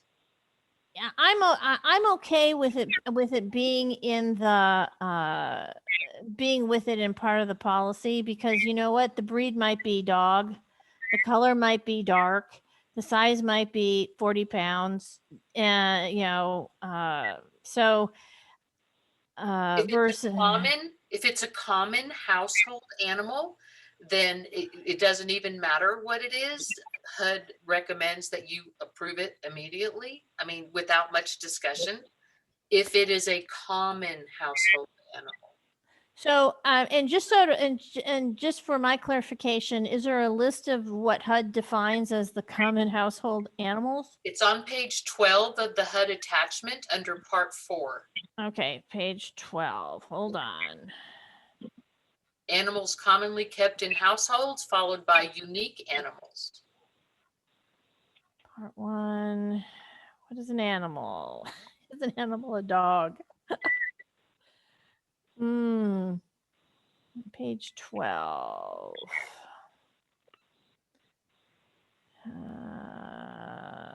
But we don't really regulate common household. No, we don't. I agree. That part's kind of irrelevant. So really the only It is in the HUD guidelines of when you should ask for more explanation. When you have an easier way to tell somebody no, it's if they fall in the unique animals category. HUD's saying if it's a common household animal, you shouldn't tell them no. well, right. So but what I'm saying is that I don't know that we need to. I don't know that people are going to need to be applying for any sort of relief from. We're I hear not what you're saying. telling them they can't have their emotional support turtle anyway. They So- might, but what if they need 6 emotional support dogs or turtles or birds or cats or I don't know, because then they would need to come through this process, even if it's common. Am I right? Yeah, I get, well, dogs maybe, but I mean, if someone has 6 birds in their house, we're not going to. I personally don't care. Know that. So I'm thinking that for the most part, the only things we're going to be dealing with are those unique. I agree. Right. I agree. And everybody else will just have what they have and it'll be fine. Right. But HUD literally categorizes what you should consider with a yes every time, and what you really need to consider based on your own environment, I suppose. So I like the words that they use, commonly kept in households and unique animals, and not the words that are used in the resolution. Because I think if we stick with the wording that HUD uses, it's a lot easier to follow these guidelines. Okay. Well, wait a minute. Let me come in. The HUD guidelines are very broad. They're to be applied everywhere. So there are going to be some housing units that will not allow pets at all. So, even if you just have a common cat or a dog. So those provisions really are designed to address those situations. Except for the number of animals, which I'll admit might come up with doubtful. The deed restrictions do not prohibit the common pets we're talking about in general. So I'm still believe we can have a process where we ask for that information to identify the animals that they're talking about, the number and the type of animal. And if it happens to be a common household pet, then obviously we're going to grant, not going to debate that. I don't think we're going to get a lot of requests for common pets. We're going to get requests for unusual pets. The unique animals. I think I read that you can have 2 dogs or 2 cats or something, but it's not like tons of animals. You can't have tons of animals. Yeah, it's not in every set of restrictions either. It's not universal in the district. Okay. I agree. I think that we will only see requests for those unique things. That there's no doubt in my mind about that. I think it needs to be called a unique animal so that we can refer people to. The HUD guidelines actually lay it out really easy. If you answer yes, go here. If you answer no, go here. It was really easy for me to take the Hannah K example and follow all the way through, and it was working beautifully until I got to part 4, and then it fell apart. But I think the more you write into it, the more complicated you make it, and then we have problems later. Okay, so I'm not following what you said by part 4. That's It that did- part in the HUD down there about common household animals versus unique animals. Unique animals.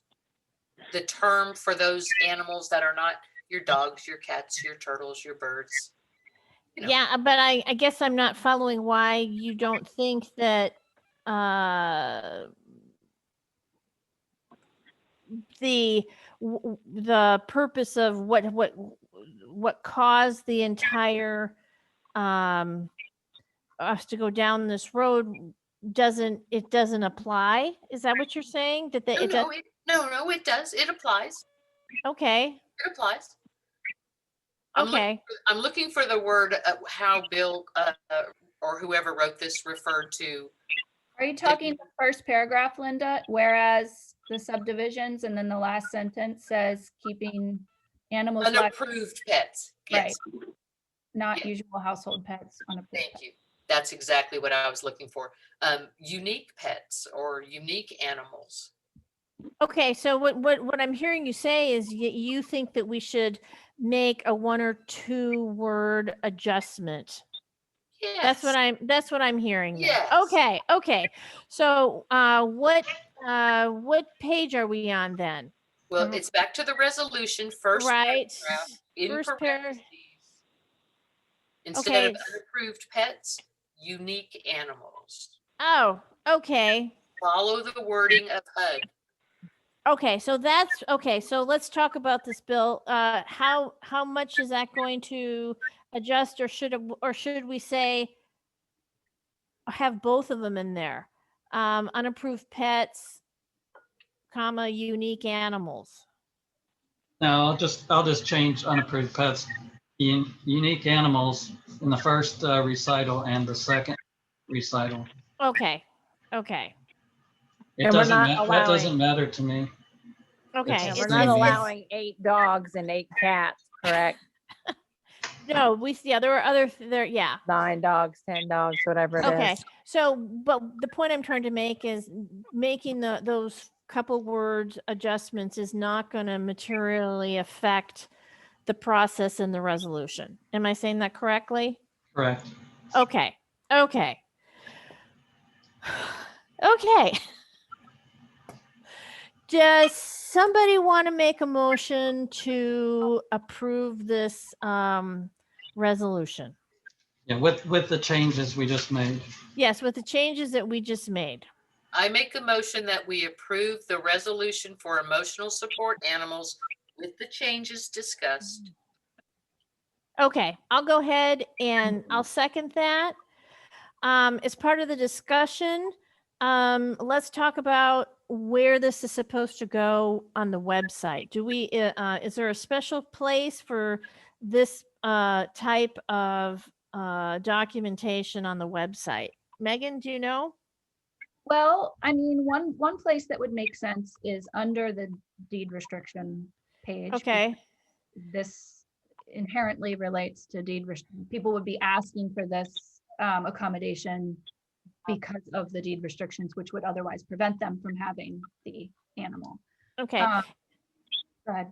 And we're not providing any application, so to speak. They need to read the resolution and submit a request for accommodation with all of the requirements that are asked for in the resolution. Am I on track with that? Well, if they put it in writing, then they would follow the requirements of the resolution. If they show up at a meeting and make an oral request, Okay. then we'll process it by, asking questions. Okay. Okay. Well, I was just trying to make sure that if we were going to have something that was in writing, that we didn't have like a form. No, we don't have a form. We don't have Okay. a form. Can we, and I don't remember if I read this on FHA site or on the HUD. Can we ask why a common household animal cannot provide the support? Yeah, it's part of the guidelines. It's part of the FHA guidelines. That Part we're of- not allowed to ask. Am I saying that No, correctly? no, I think we are allowed to ask. under- Okay. Especially, well, it is part of the process, yes. So is that in the resolution? No, it's in the FHA guidelines. Yeah.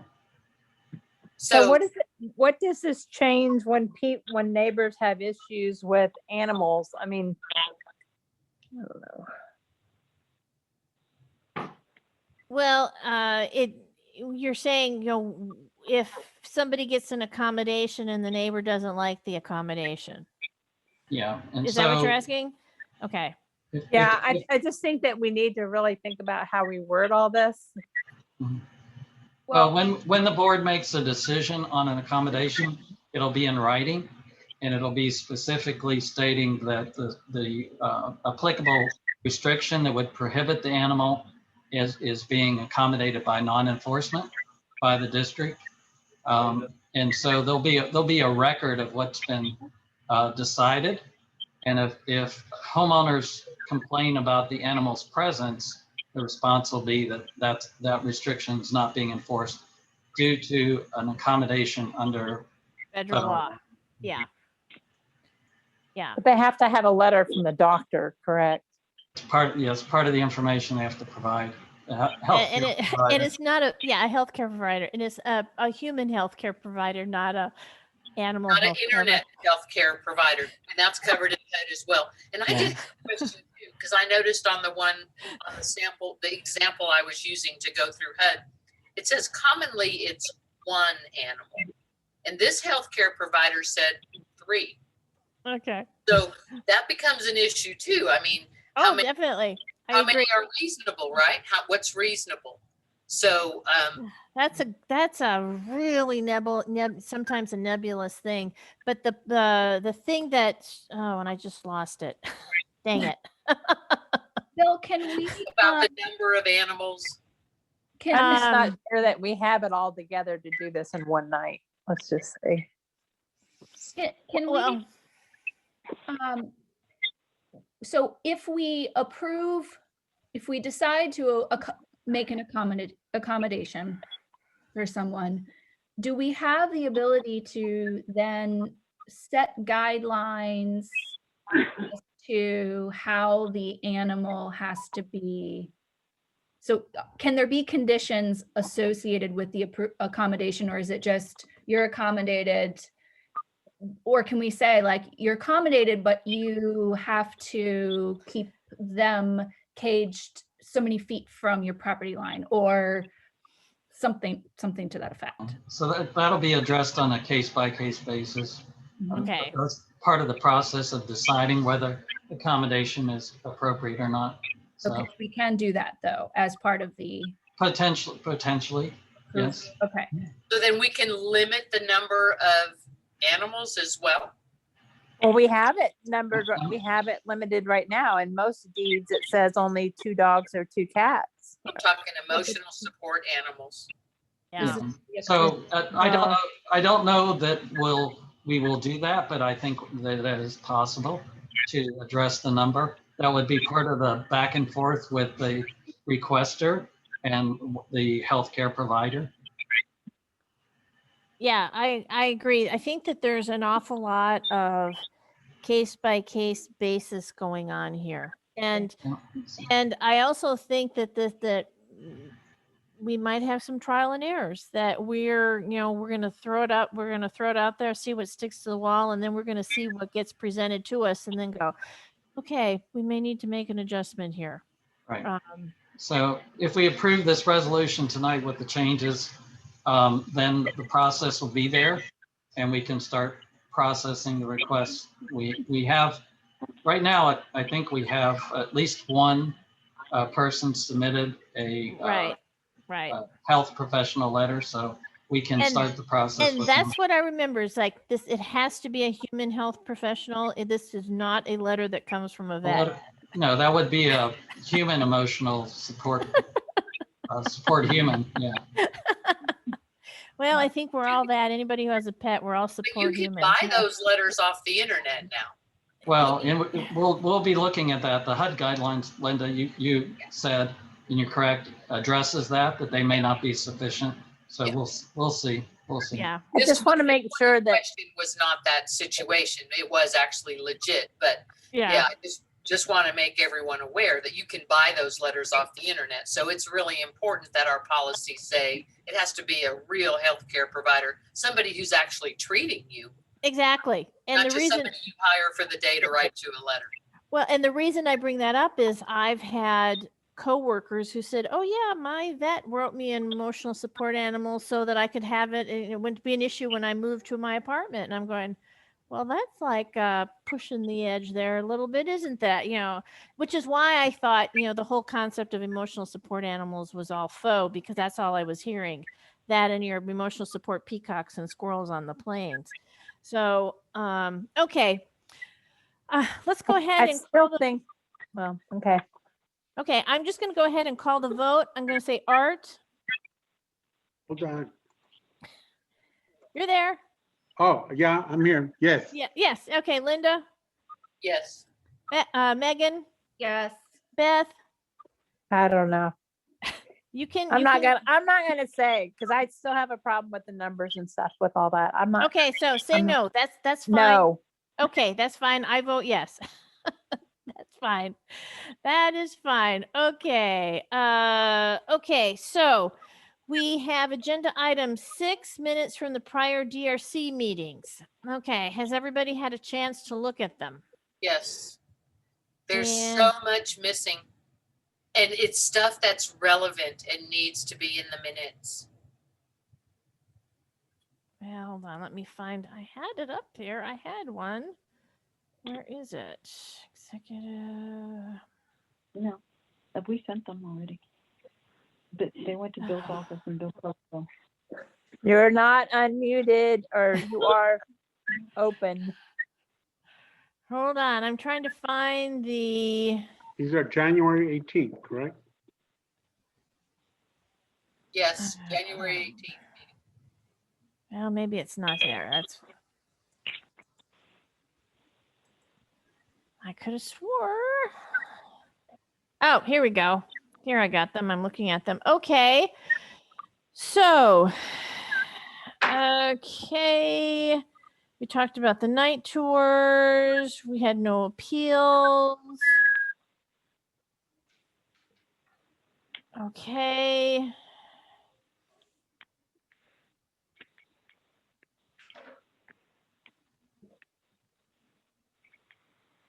Okay.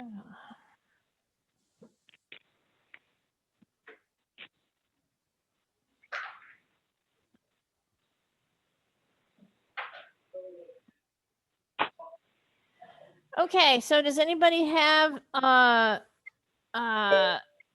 any changes that they need to make to the minutes? Yes. Yes, I want them to include the relevant things so that when I go back looking through minutes for things, I will find them in the minutes. This is the only record of the district that's permanent and forever. I needed to record very specific things. So here's my suggestions. Diana, are you ready? I can send them to you too if it's easier. Agenda item number 2, where it says nothing at this time. We talked at length about the ACC request forms on the website and how Megan was going to fix them. She offered to help Melvin Alec with the Amwana form. There was quite a long discussion on that. It needs to be recorded. On number 2? Yeah. Online postings, inaccurate or misleading site names, blah, blah, blah. Well, we didn't take any action. That is what Megan was going to take action. No, what I'm saying is there was no resolutions passed, was there? No, but how am I ever going to get back to where we were in agreement that we were going to fix these flaws that were on the website? This is the recorded document that's going to tell me that. It's not that hard. You stick in a couple of lines that say we're going to fix these things and we move on. There was a number 4, pending of appeal of fines. Catherine, you said something that I had never considered. It would be helpful to read it here. And it was the appeal for Melba Pass. And you said that the situation needs to be resolved before submitting an appeal. That's not written anywhere. It makes perfect sense. It should be written. Yeah, but we didn't make No a, action was taken. yes, that's right. No action was taken. Nothing, we had no appeals that were dealt with at that meeting. Okay. I find something wrong with the whole minutes, but the presentation from Melvin Alec, how can this minutes read nothing at this time? That man spoke for almost a full hour.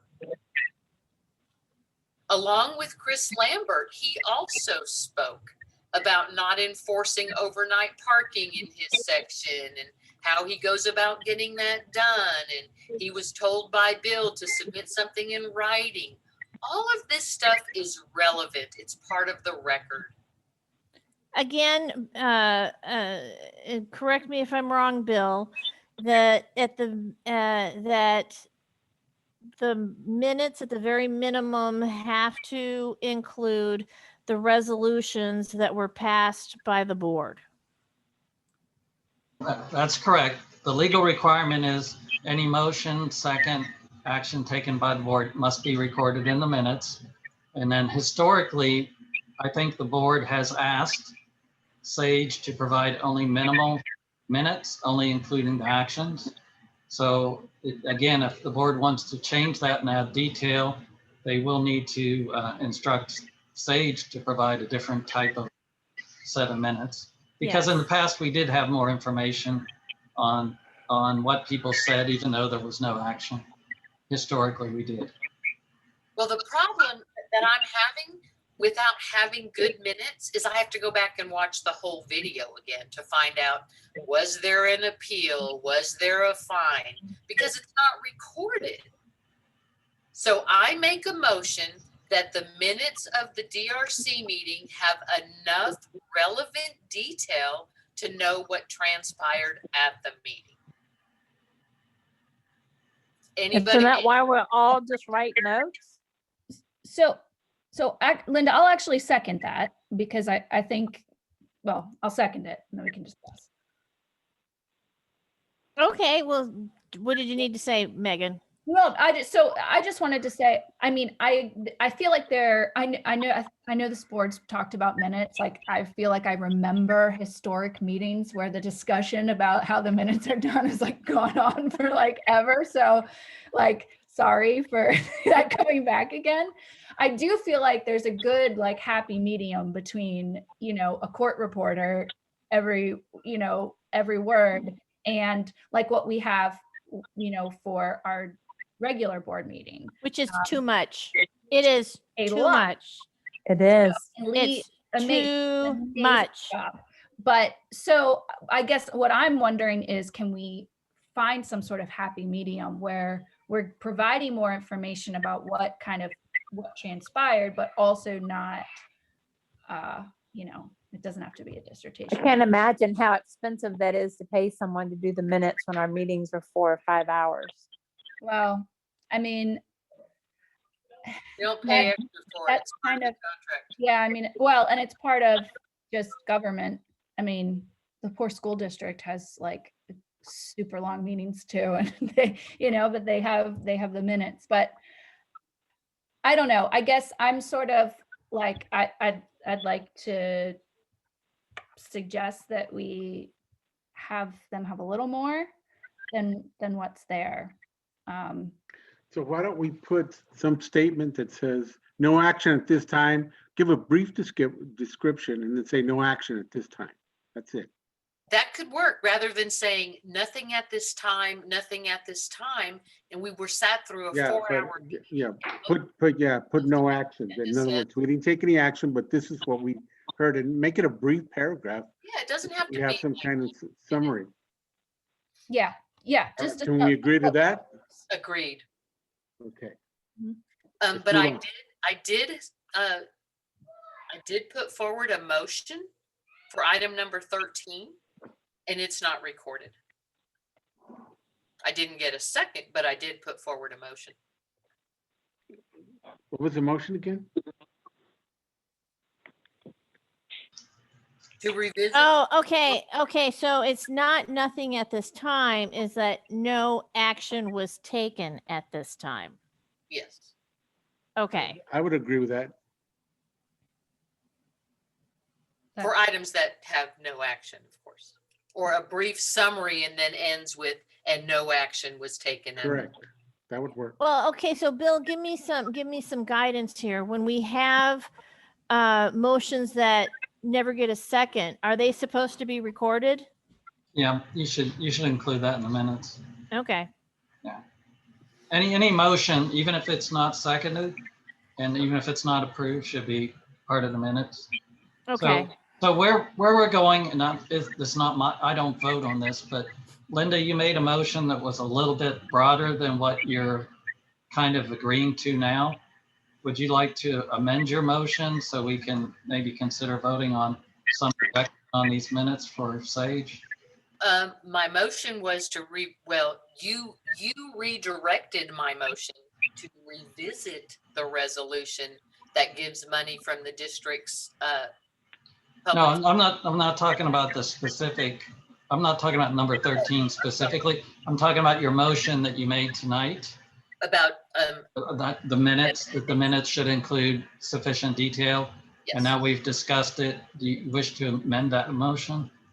I'll amend that motion so that the minutes include a summary of the discussion and record if action was taken. How's that? Okay. Megan, will you second the amended motion? Yeah, I'll second. Catherine, you can have more discussion if you like, but it sounds like we might have some consensus to expand the minutes to Okay. a brief summary of discussion and whether any action is taken. Okay, okay. I'll go ahead and call the vote then. So, okay, so we'll just go Art, Yes. Linda, Yes. Megan, Yes. Beth. Yes. I'll vote yes too. Okay. Okay. Oh, but hey, man, that doesn't do anything about our minutes. No, it does. Well, it's not going to fix these. No, it's not going to fix these. Except for number 13. My motion needs to be recorded in number 13 and that it did not take a second. Okay. So hold on. Let me get my. There we go. So number 13. Okay. So we need to add to number 13. A resolution was offered by Director Fobb. A motion? You called it a resolution. I did. Okay, a motion was offered by Linda Fobb and it did not receive a second. You're gonna describe the motion so that anybody who reads it will know that the rest. Yeah, of I don't remember what it was. That's why. So give me some verbiage. I made a motion to revisit the resolution that gives money from the district's beautification fund to the HOAs and MWANA. That was my motion. Okay. Okay. So, Diana, can you write that down so that we can add that to agenda item 13, and then it's going to say, and then we're going to say a second was not given, no action was taken. Oh, and no action was taken. Bill Flickinger asked for a specific agenda item to discuss it in the future. That was the action. Didn't get a board action. It got Right. direction. Right. Okay, so we need to add no action was taken. Okay, a second was not received. No action was taken by the board, and Bill requested what? A specific agenda item to discuss it in a future meeting. Okay. Okay, so do you have you written all that down, Diana? Yes, Okay. and I think Marissa's on the line also, so we will make sure that we change that and resubmit back to Bill's office. Okay, so that's what you're going to do. You're going to send these back to Bill for review. Mhm. Okay, so then we don't actually need to vote on that. Okay, so agenda item 7. Do we have anything on agenda item 7, Bill, that we need to discuss? Not tonight. Okay. On the 24th, we'll plan to address legal issues related to deed restriction enforcement, some of the issues that Linda raised tonight in executive session. Oh, that's right. Okay. We'll do that on the 24th. But tonight I don't have any updates on those 2 lawsuits. Okay. Yeah, I was getting ready to go into executive session, then I forgot about. Okay. So we've already done agenda item 8, agenda item 9. Okay, so we've got our agenda for Wednesday that's already set. What about the meeting for the week of a week from Wednesday? Yeah, the 24th, we'll have another board meeting. That's our 3rd board meeting, where we'll include the committee items that are ready. So anybody that has items they want to add on that agenda, let me know quickly. We need to post it. Really need to post it tomorrow, but if we have to, we could do it, I guess, Friday. So the committees just need to let me know what other items they have. Okay. And we'll be able to address it on Wednesday, I guess. So I need to know by Thursday. We have our Wednesday meeting to talk about it some more if you have some other items. Okay. Okay. So if anybody has got anything that's on the bubble that's getting ready to go, get it to Bill so we can get it on the agenda for next week. Or bring it up on Wednesday at the regular meeting. So we know. That works too. Okay, I need agenda item 10. I need somebody to make a motion to adjourn the meeting. I make a motion to adjourn the meeting. I second it. Everybody say aye. Aye. Aye. Okay. Good night, Everybody have a good night. Bye-bye.